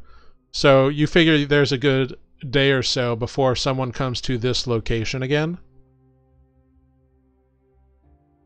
Well, you And- guys ready to head back? Yeah, and with the map, you can easily navigate and avoid all of the patrols if you want. So, Yeah, I don't want to fight anymore. I just want to go back. I like being alive. Same. And not unconscious. yeah, no problem. yeah. So, you all head back towards the Enclave's lands, making your way uptown, no problem. Making our way uptown. Yeah. Do. Yeah. So you make your way back over the course of a couple of days. You move about a day or so quicker because of this map, because you're not looking for landmarks. You're able to easily figure out a way out. So it only takes you 2 days to get back to where you were. And you are met by Elithar, who has been waiting for you and kind of keeping an eye out. Did And we get some rest in there? oh yeah, you would have had 2 long rests, so no problem.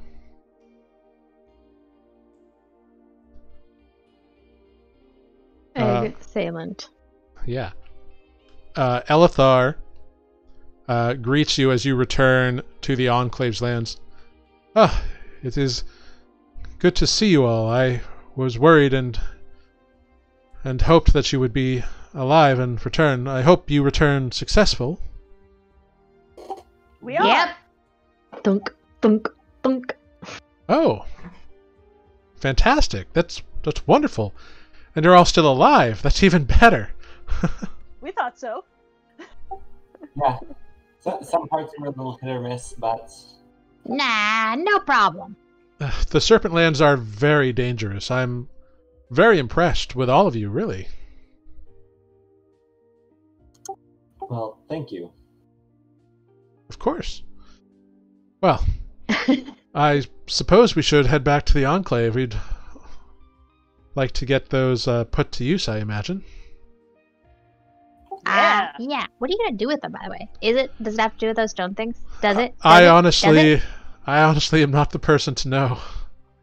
I just know what I'm told. I'm more of a make sure the fences are patrolled kind of guy. Hmm. I guess that works. Well, should we go back with them? Yeah, let's go. Yeah. By all means, follow me, my friends. Get sick. Yep. About half a day towards the Enclave, Jorn joins you. Jorn is the one who went on the mission for you to let Mies know that you were going to be a little late. All right. Good. he catches up with you all. And he's like, "Ah, well, you have an interesting friend." Yeah, he's great. Isn't he cute? He's personable. I will admit that. He's probably the most personal kobold I've ever met. Well, he was the one in charge. I do kind of miss him. I imagine it's much like one would miss an annoying crick that one grows accustomed to, but it's entirely up to you. Think of it as like a small child that can also fight very well. Fair enough. Ugh. Hi, elves. He did give me a message for you. He said that he was doing quite well and enjoying his new apartment that he has procured for himself. Ooh. And in his words,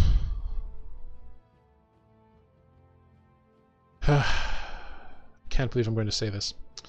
In his words,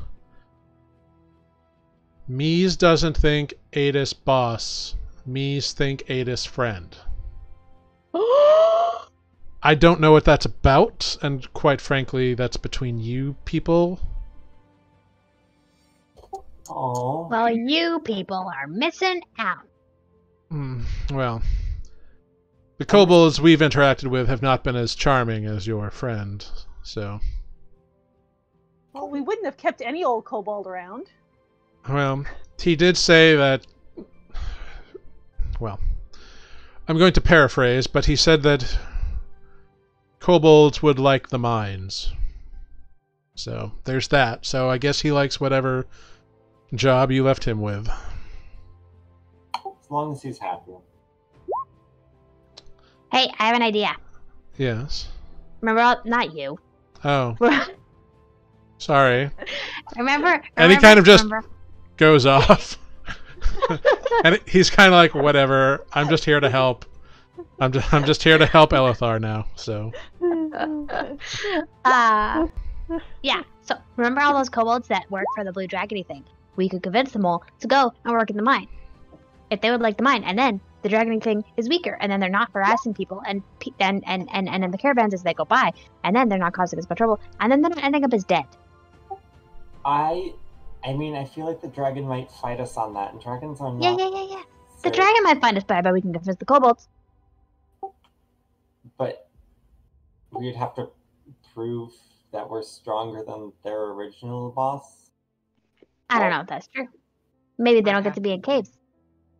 If we bring the Mies along with us, perhaps he can convince them to leave. Maybe. I'm just worried about fighting a dragon just yet. Now Dragons are mean. not all of them are mean, but he said this one is a blue dragon, I believe it was, which aren't With Grover on his tail. with a what? That thing was an abomination. Okay. Yeah, Grover the dragon. Oh. They're not necessarily nice, so I would like to steer clear of that for a little bit longer. Ace is still several days from us, so... Fine. It's just an idea, because anytime we encounter kobolds, we send them to the mine, Mies will get them set up, mine will be happy, Mies will be happy, kobolds will be happy. I mean, yes. I'm not saying that we can't go there eventually, but...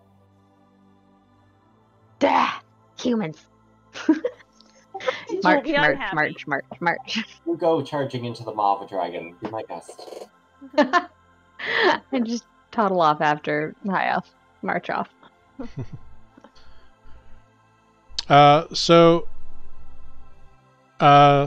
As you all are spending the next couple of days marching towards the Enclave, Carolee, there is something that you notice that you have not really had time to process previously, given that you were very tired and had just come back to life, so you didn't Mostly really... dead.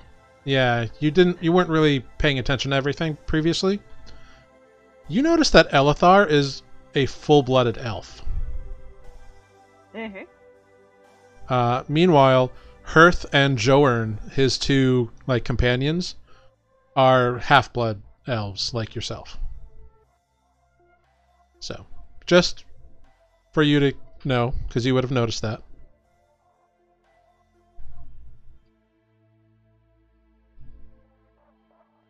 Affairs. Great. So, does anyone want to accomplish anything during these couple of days heading back towards the Enclave? Can Greg help me with my armor more? Yeah. Yeah. I'll help you with your armor more. I've got the tools to make it work. Yeah, totally. Go ahead. You can make a leatherworking check with advantage. So, do you gain proficiency in the tools, or do you just make them? That is not clear because I create any set of tools using my tinker tools. So I made the smith's tools to make armor. Right. I don't know. It doesn't seem to get my proficiency of the tinker's tools. Okay, cool. So then these are just give me a couple dexterity checks for manipulating the. It is leather armor, so you don't need a forge. Okay, so a 12. You're getting advantage because both you and Adis are working on it. Oh, gotcha. And a natural 20. There you go. Very cool. The prettiest armor ever. Yeah. By the day that you are supposed to arrive at the Enclave, which would be day 9 of your timetable, you have almost a functioning set of studded leather armor. You think you just need to do the last couple of fittings, maybe a few more hours work, but you've almost got it. Cool. Have they incorporated the fancy bedding into it so that it's red and sparkly? Oh no, but I probably, if I roll high enough, my goal is going to be to try to put little snake things on it. Very cool. Cute. I would definitely say that with that natural 20, you could have done some embellishments to it. So, A little decorating. yeah, because you salvaged it off of various pieces of it off of those knolls, so it wasn't very decorative. So you can definitely add that. Sweet. You gotta make it pretty. Stop looking at me like that, Adis. Oh, Can't just have armor. It's gotta look like something. Called panache. I didn't say I didn't like it. It looks nice. Fine.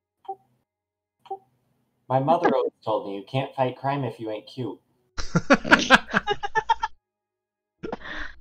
I mean, yeah, sure, but why would you fight? It was just a saying that she heard from her parents. Meh.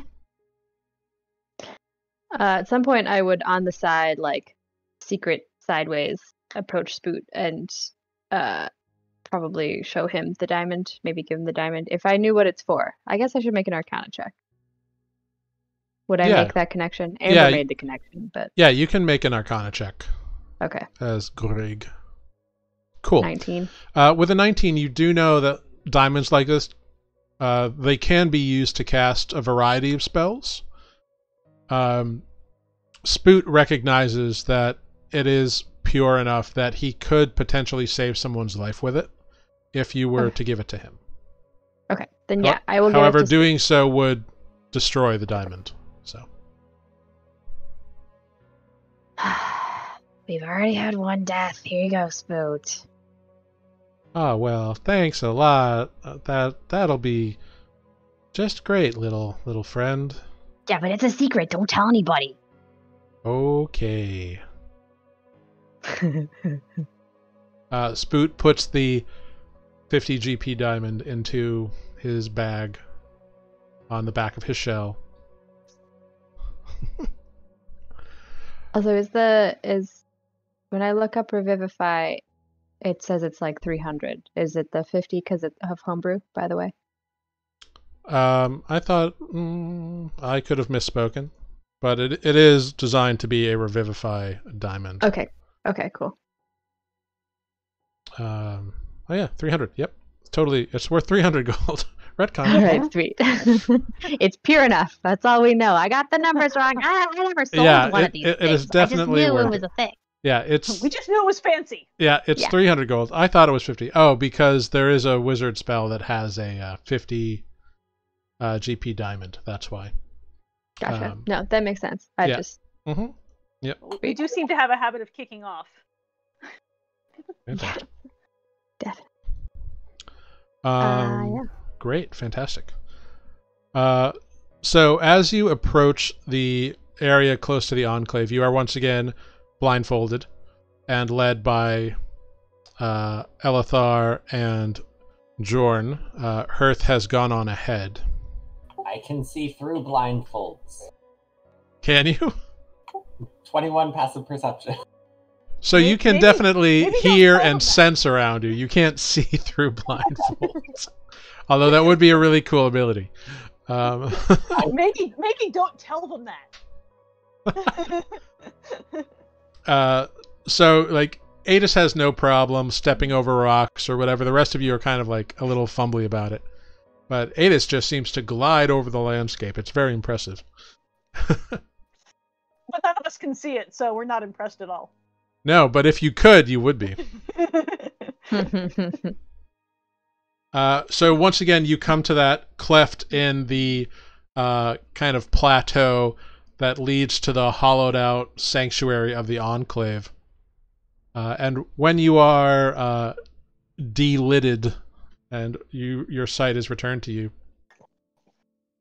you are greeted as you get all the way through by the High Enclavist and a retinue of druidic-looking guards, or at least members of this Enclave, armed with various staves and bows, none of which are aggressive.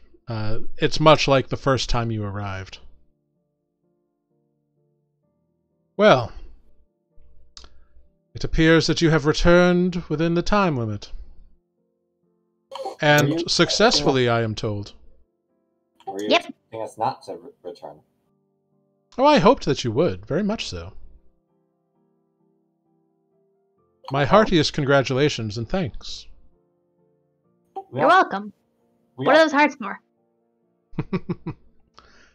If I may have them, I will show you. I already gave them to that elfie guy.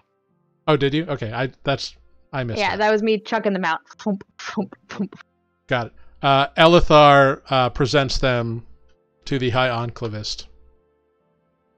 Ah, wonderful. So nice to see. Well, I suppose first things first. Follow me.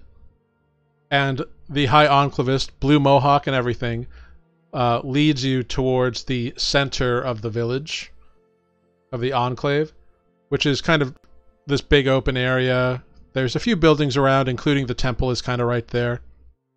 And there's a bit of a crowd gathered. And those stones that are like broken and off on one side are next to where you all gather. And on a little dais that's been set up is that rack that contains the 5 vials of each of your blood. The High Enclavist takes the box from one of their attendants and puts it on the dais next to the vials. We consider your payment for the act of bringing back your friend paid. And you are hereby released of all but one oath that we have sworn you to. That is the promise to never reveal our location. Oh yeah. Fair. That's fine. Yes. However, we have planned on festivities for this evening, and we hope you will join us as our honored guests, as we consider you no longer threatening outsiders, but useful friends and allies. We Sweet. also might have something that you might feel useful. And the map. So you Wow. present the map to them? Yeah, the map with all their routes and stuff. Okay, cool. They look it over and they take it from you and they say, "Oh, this is amazing. This is more detailed information of the Serpent Lands than we've ever been able to recover on our own. I am most impressed." You're welcome. How much you pay for it? Great, so crude. Little one, to be frank, we invested a lot of wealth into your survival already. But with this, we know now that your friendship is true and not just opportunistic. That's fair, I guess. Yes. To be friends with, Greg. Nah. I only need defect. I'll take note of that. Well, we are very excited and looking forward to this new information that you have provided for us. It's very exciting. We will be able to track their movements. We will be able to gauge their strength and their numbers and keep them far from our borders. So we thank you. You're quite welcome. You're welcome. Wonderful. Thanks for, bringing me back to life and stuff. That was kind of amazing. By the way, what are you going to do with the hearts? Also, how did you really bring her back? I couldn't really figure out how that whole thing worked. I'm afraid that is a mystery of the gods, best left to the High Priestess. And they indicate the High Priestess, who you all recognized, Sala Healthiel, that dusky-skinned half-elf with long blonde hair, still wearing robes of green and white with the circlet and the unicorn cameo. Yeah, I'm going to elbow Greg and say, hey, be polite. What does that even mean? It simply means that I am not a practitioner of the divine, but the High Priestess is most skilled. Oh, I understood that. The polite thing. Sorry. Thank you. Greg goes and talks to him. Believe it or not, Greg, you are the most polite goblin I have ever met. I believe it. Goblins are gross, but we're very smart. Indeed. Now, I am sure you are all tired and would like to freshen up a bit before the festivities begin. Yes, I have one question. My friend was telling me before there's a stone with some sort of design here. There are many stones with many designs. Of which are you referring to? Greg, what was it? Which one was it? It's those ones. And Greg points over to these 3 stones that look like they were once an archway of some kind.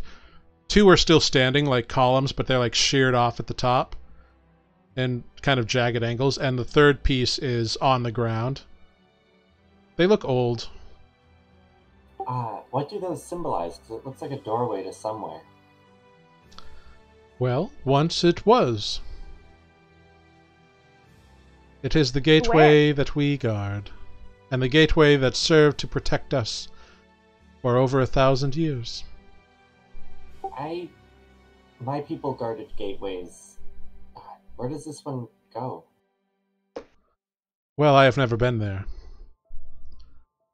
But it supposedly, according to what I was taught as a child, it provides access to our greatest protector. Melora? No, not Melora. Don't worry, if everything goes well, I'm sure you'll find out soon. Is that what they're for? That's what the hearts are for. Perhaps you would care to freshen up while we prepare the festivities, yes? Unless you have Thank more you. questions. I'm good for now. Where can I go freshen up? We have entrusted the same domicile previously that you previously used on your last visit for your comfort. Oh, okay. Thank you. Thanks. I'll- Of course. It is Wait, our I was pleasure. unconscious for most of our last visit. Do I know where we're going? You have a vague idea, but the others all know and can guide you there. You do all notice that this time, while a couple people still like watch you out of interest, nobody is keeping an eye on you this time. So you go back to that little kind of stone and wood thatched hut, and you can all take a rest. If you want to do anything, you can go for that, or we can skip ahead. Adis just goes, after freshening up, sits under a tree and starts playing his flute. All right, cool. Carolee's going to wander into the center part of this town and just, look around and, sort of in observing the people. Yeah. Just like in general. Go ahead, make a perception check. People watching. Yeah, totally. Because, she missed out on this the last time. My favorite activity. Cool. So with a 17, as you look around this village, you can see that there are many sorts of people here. Not a lot of individuals, really. Probably, you don't see more than like 75 at any given time. But you can see quite a few humans and some half-elves, and more than a few elves. But there are also a few halflings running around. Everyone seems to be very busy, and there's a general buzz of activity as there are teams of people setting up tables, and you can see big plumes of smoke, and kind of an open pit has been constructed near the three standing stones that is being used for cooking, like roasting a big bunch of vegetables and some sort of animal carcass, presumably for this feast that they are throwing for you and for everybody. Cool.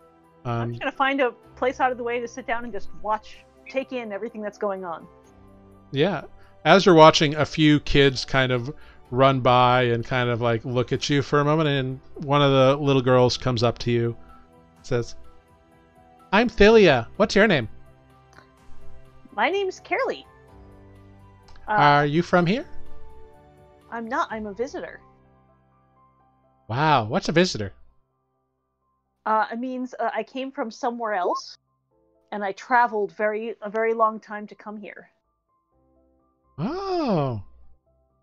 Cool. All right. Like your hair. And then she runs off.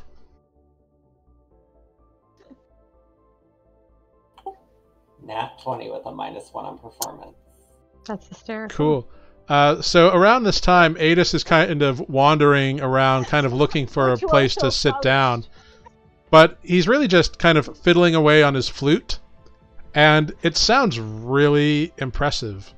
And there's actually more than a few kids following Adis, although he doesn't register them because he's so focused on his music. But there are a couple of kids like following after him, and they're kind of like swaying in tune with the music. I'm playing old Sylvan songs from back in the day. Very cool. Ooh. Yeah, the kids seem to like it. Adis, go ahead, make a perception check while you are canoodling this flute. Would it be active or passive? It could be passive. What's your passive? 21. All right, cool. Yeah, so as you become aware of the kids pretty quickly, but they're just having fun. You know they're behind you, but it's not a big deal. As you're playing the song, you do notice a couple individuals look up and look directly towards you, and they're both elvish individuals. They seem to be a couple. And they kind of exchange a few words back and forth in kind of hushed tones and kind of just watch and listen, and slight smiles appear as they watch. Just like nod and just keep playing. Mm-hmm. Very cool. Yeah. Greg's gonna sit with Defect. All right. I'll break out Wonderwall around the campfire tonight. Wonderful. Everybody loves a good Wonderwall. You have to. Right. Defect and Grig, let's check in with you. What are you all up to? I too would like to just walk around town here. But as I do so, I'm curious. Do anyone give me a strange look? Make a perception check. Have they seen someone like me before? Cool. 14? With a 14, there are definitely individuals who you noticing you. You stand out in this world of stone and timber. Even though those elements are partially incorporated into your own body, you also have quite a bit of metal that is part of you. So you do generally stand out. Mm-hmm. You can't tell if any of the looks that come your way are recognition necessarily, but there's definitely, you recognize curiosity and some confusion, but no hostile aggression. Okay. There are definitely a few younger kids, a couple of girls and a couple of boys, who just kind of watch you, like mouth open, kind of amazed.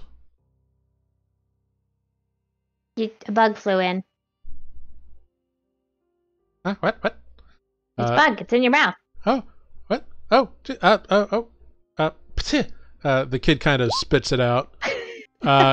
You snuck right up on him, Grig. They weren't even aware that you were there. So. Hey. Scamper over back to Defect. Hi. Oh, okay. Bye. What was that? I think that was a hobgoblin. Was that a hobgoblin? No, that was a kobold, you fool. I don't think so. I think kobolds have tails. And this kind of argument over what Grig was just kind of happens. Grig, do you have a tail? No. Greg does not have a tail. At some point on the walk, Greg is just gonna be like, It's weird. So many people around. I might like them. Meh. Greg. I don't know. I'm Meh. trying to work with them too. Well, that's good. On the same page. That makes me feel better.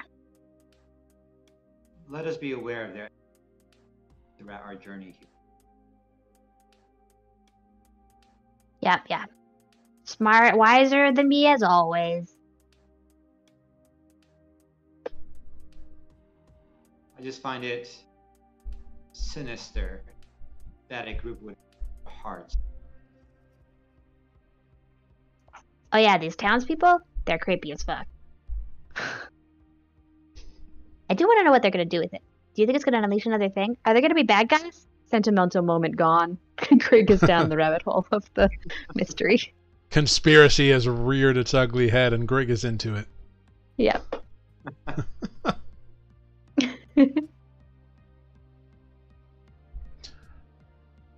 Great. So as you all continue your activities, you hear a bell, bong, bong, and you all see people beginning to come out of various buildings. They're all dressed pretty nicely, you know, nothing fancy. It's not like elegant wear. It's just clean clothing as opposed to like work clothing or whatever. And they are walking towards the center of town. Follow Yeah. Yeah, you get Linger there. toward the edge. Sure. Yeah, there are tables set up with like long benches and trestles all over the place. That dais has been arranged again. There is a little stand that contains the box that you know has the 3 hearts in it. There's also the 5 vials of blood there. The High Enclavist is wearing blue robes that covers most of their body. Their arms are exposed, but that's about it. They wear like a Nehru kind of collar Their mohawk is standing straight up, and their eyes, those black piercing orbs, look out over their charges, their enclave, and a smile across their face. And they motion for you all to head towards the dais as people are filling up benches and whatnot. Is the priestess lady there? Yes, the priestess is sitting on the dais with the High Enclavist, actually. May I insight check priestess lady? Yeah, absolutely. Go for it. That was. Yeah, she seems perfectly serene. It's very hard to read beyond that. Great. True to form. Yeah, she's a priestess.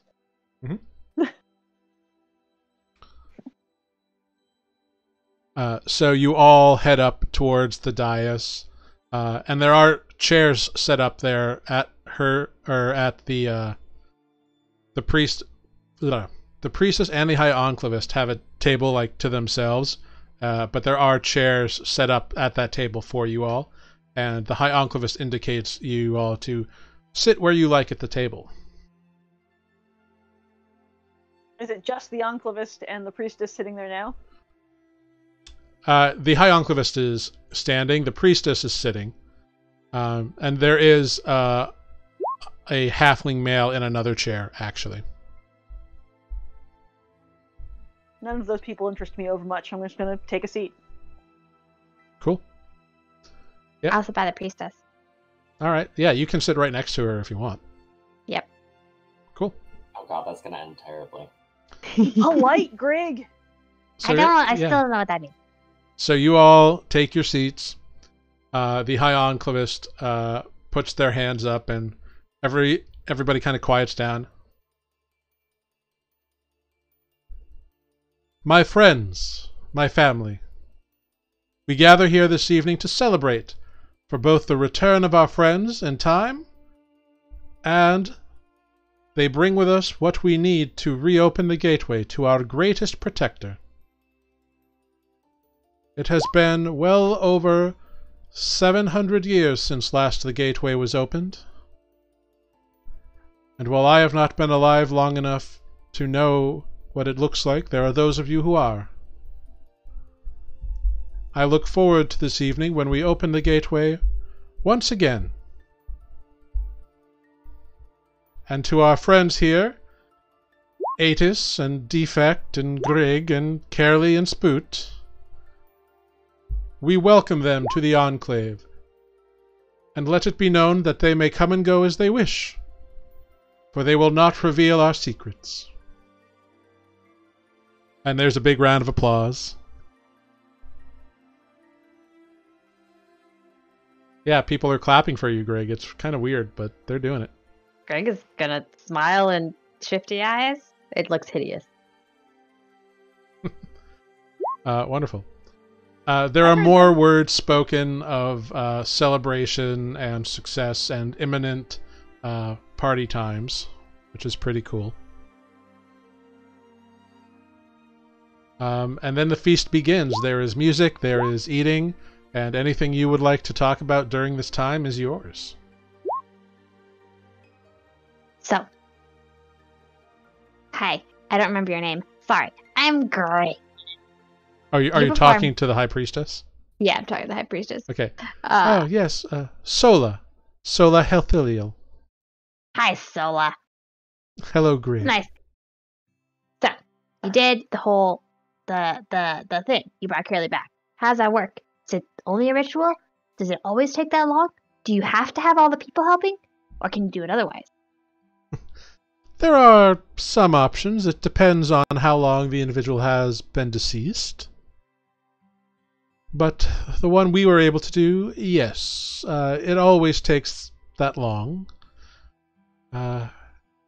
Had she been dead much longer, I'm not sure there was much we could have done for her, to be honest. There is a healthy material price as well, and unfortunately we no longer have a diamond, so we will have to locate one if we need to. Ah, I learned about that. I didn't know about that spell. I wasn't sure if it was the same thing because it looked different, and I'd never seen it. Well, it looked different than I thought it would. Never seen it done before. Anyway, hey, those stone things and the hearts. I'm a little worried about that. Oh, I wouldn't be. It's not really my area of expertise, but the High Enclavist has never put anything but the safety of our community first. Insight check. Go for it. I'm terrible at insight. I just imagine Grim has, like, over the conversation, like, climbed up on and standing on the arm of her chair. Just, like, looking. Well, I'm definitely like perched. I don't. Sure. There's no way Greg sits in a chair that's not Yeah. scrunched up a little. All right. 16. Yeah, they appear to be very forthright and very open and honest. They do not appear to be a deceitful individual. Yeah. Well, that's cool. Is it happening today? Are we gonna see that? Because I like seeing rituals and things like that figuring out how that they is work. part of what we are doing now. You hear the drums? Yeah. Do Yes. Yes. There is a constant like thrumming of the drums. The drumming is part of the ritual, as I understand it. I? Are we part of the ritual? Well, in that you have secured what we needed to perform the ritual, I would say so.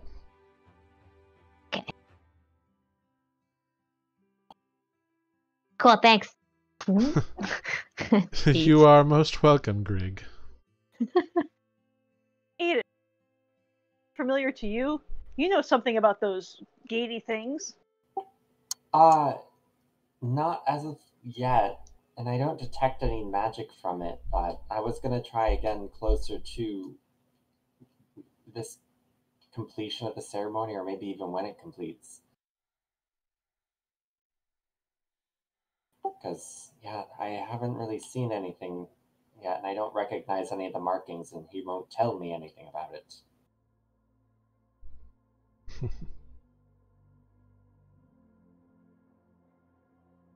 He likes to keep secrets. So over the course of the dinner, the High Enclavist engages each of you in conversation.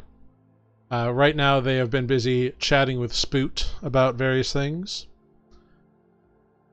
Spoot being the farthest from them, and then they kind of proceed inwards. And next up, they look to Atis.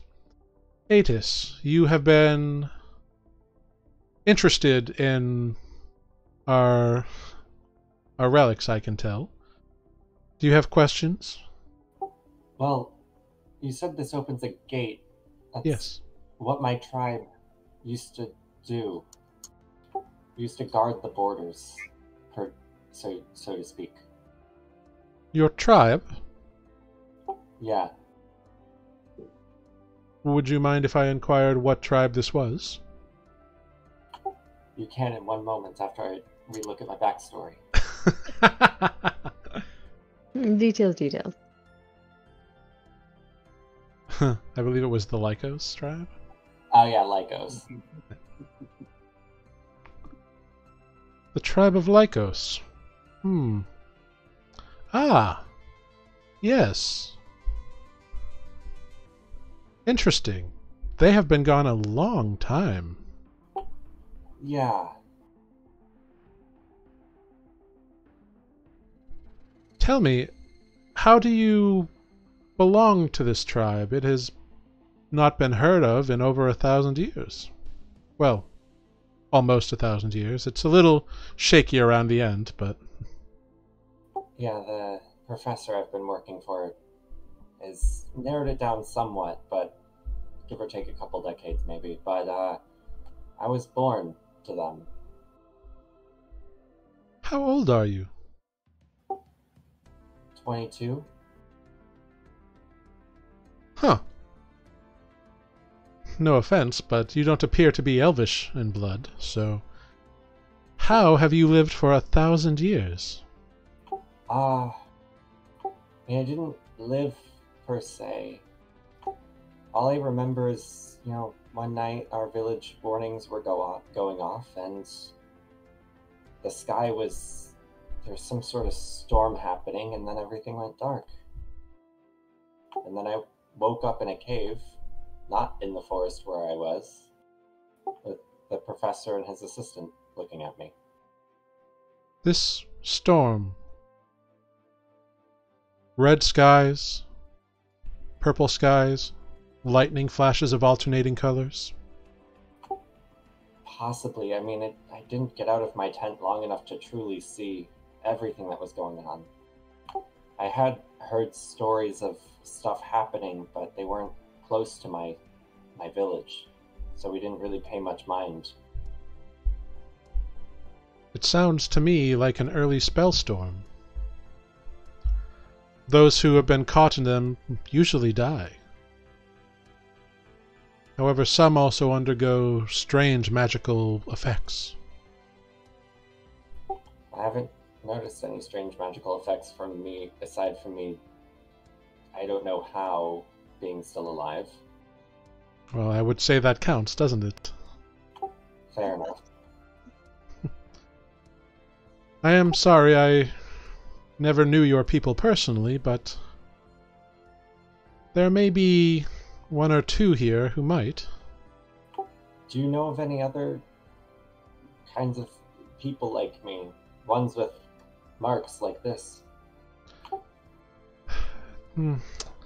The art of the dragon mark is not known widely, unfortunately. And I personally do not know anyone else who has one. The professor has said that no one, anybody he's in contact with has one or knows of anybody with it. They were assuming it was lost with the storms. It may have been. However, dragons do still roam the world, so it is possible for them to strike up again. Fair. Just, they're not always fun. Indeed not. Thankfully, we have never had to deal with a dragon. This one wants to go deal with a dragon. I'm just gonna point at Greg. Hi. The High Enclavus turns their head towards you. A dragon, you say? A blue one. A blue dragon? Well... Deeper in the desert. Yes, far beyond our lands and our protectorate, I'm sure. Well, if you wish to battle a blue dragon, be smart about it, I suppose. I have not heard of one, and usually they are very prominent in their grandstanding and posturizing, so... Yeah, I'm trying to avoid it for as long as I can. Well, the problem with dragons, if you let them go too long, they begin to grow, and I don't know how large or old this one is that you are talking about, but as I understand it, the longer you leave a dragon, the more dangerous they become. That's true. I just don't want to engage one. Nor would I.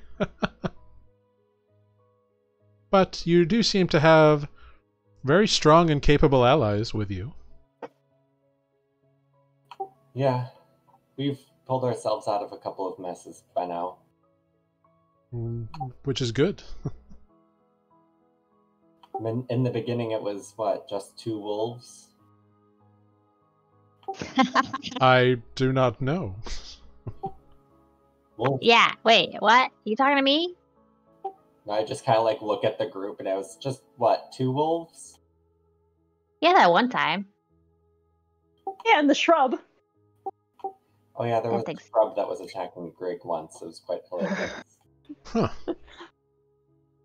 A shrub, you say? It takes the vegetable and crunches it, rips it dramatically. Yeah, there was a Creant that was guarding a place and wouldn't let us through, but it appears the area it was guarding has long been destroyed. Ah.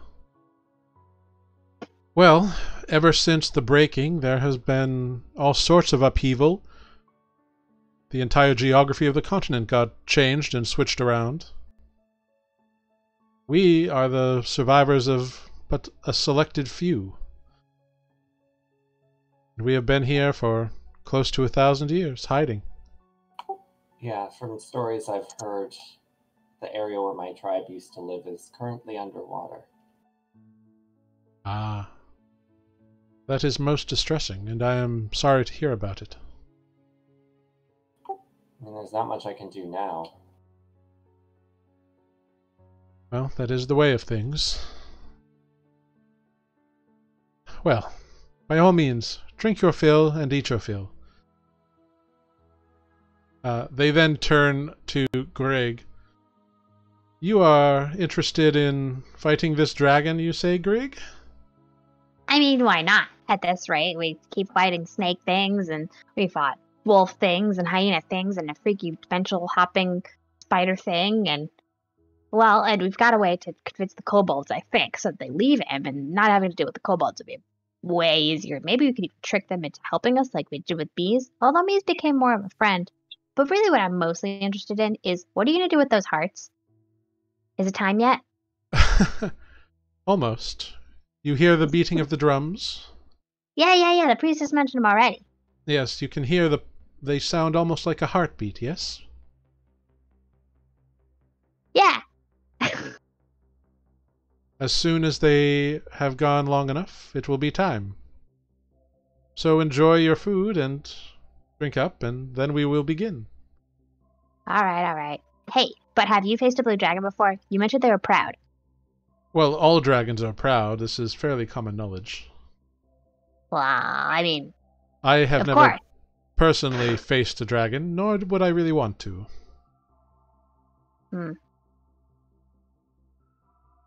Okay. Got any other common knowledge about dragons that you could share with me? Just, because obviously it's so common. They breathe various sorts of breath. Fire, lightning, poison. It just depends. I'm not sure which one breathes what, but chromatic dragons are very nasty pieces of work, so be mindful.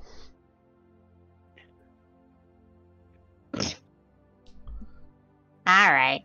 Sounds good. Yeah, okay. Thanks. Of Your course. mohawk's really big.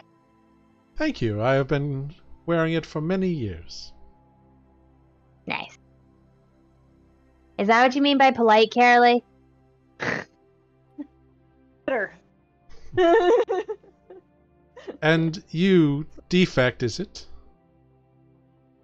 That's How do you find these festivities? Are they pleasing to you? I'm afraid I've never met an individual like yourself. They are unique.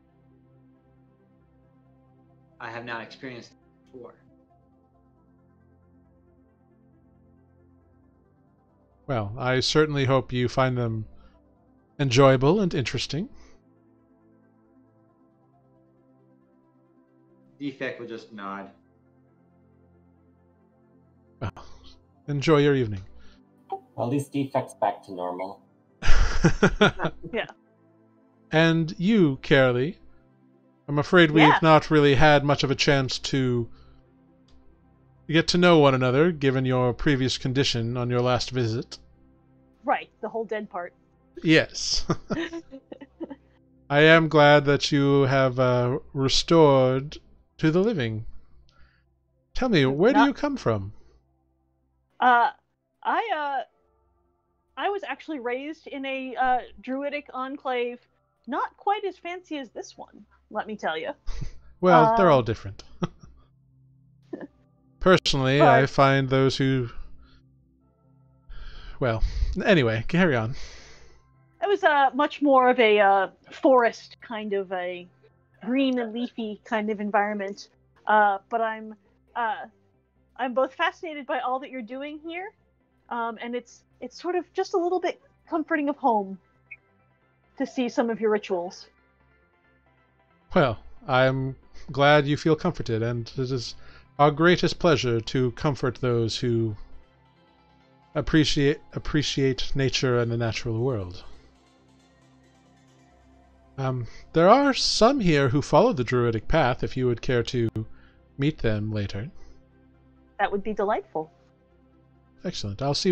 I would look forward to that. Yes, I will see to the arrangements. The time goes on, and chattering continues. You eat as much as you want. You drink as much as you want. And then all of the noise kind of dies down, and all you can hear is the drums. Dun, dun, dun. Dun, dun, dun. Dun, dun, dun. And the High Enclavist stands once again, and the crowd falls silent. And without saying a word, they pick up the box and start marching towards the fallen stones. And with the help of another 2 individuals, the Enclavist opens the box and passes out each of the 3 bags that was given to you. Each one of the individuals removes the heart and goes around to an opening that appears in each section of the stonework, each of the 3 pieces, and inserts their respective hearts into the 3 receptacles in these stoneways.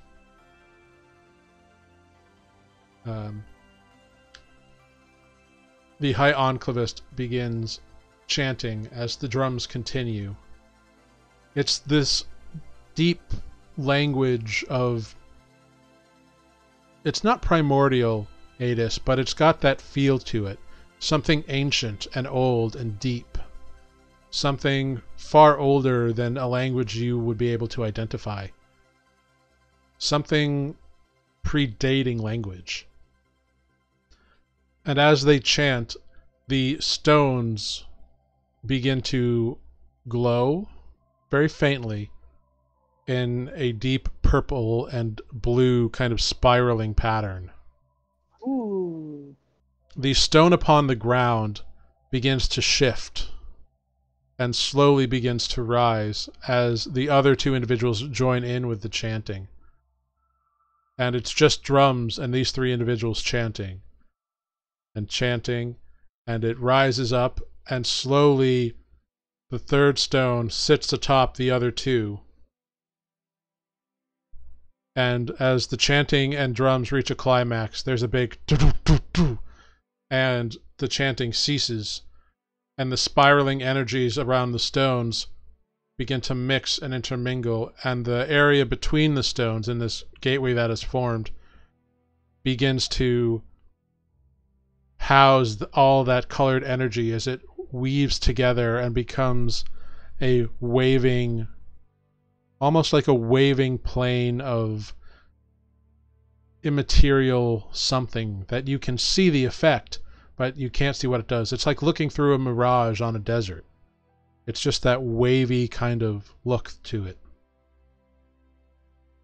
And as it goes and mixes, it suddenly bursts light forth from it. And then the light recedes.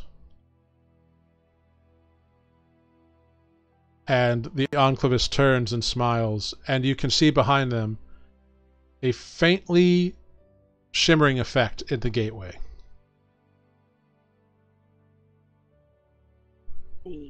My friends, my family, we are once again connected to the pulse of the world.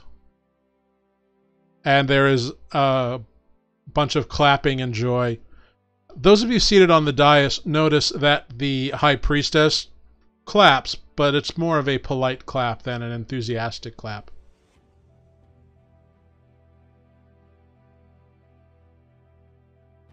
And that is where we will end tonight's session.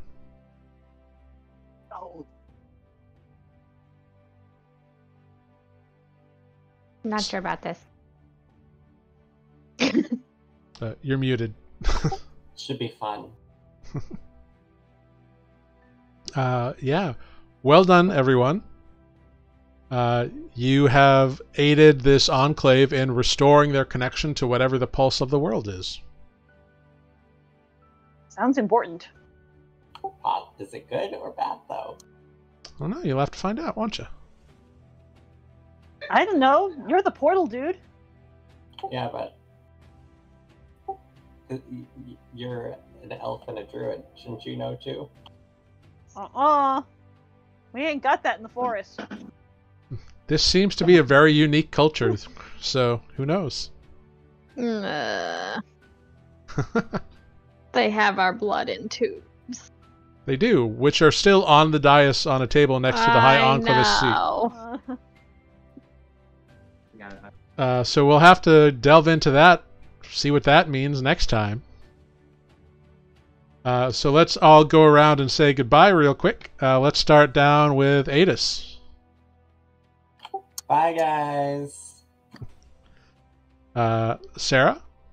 Carolee? Bye. Greg? Okay, bye. Thank you. That was really fun playing two characters at once. Indeed. Yeah. Did really well with your multiple personalities. It's true. I It's know. very well done. Luckily, they're very different. Yeah, it helps when they're not the same person. Yeah. For me, it was Patricia. And then up to Defect. That's me.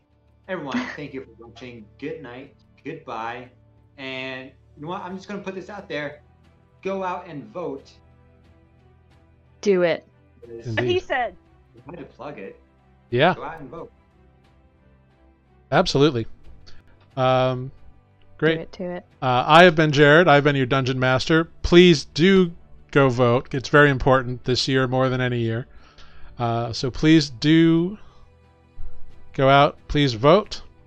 And also you can catch Amber on Story Dice Friend Time, her podcast, which drops on Mondays. You can catch Matt, who is unavailable tonight. But you can catch Matt and myself on our podcast, Mid-Level Adventurers, which also releases on Mondays. Fantastic. Great to see the chat is voting. Really love to see that. We will see you next week. We're going to raid a little Yo Skylar Seymour in the meantime. So thank you, everybody, and we will see you next week. Goodbye, all. Have a wonderful Bye. evening, and see you next time. Bye. Bye.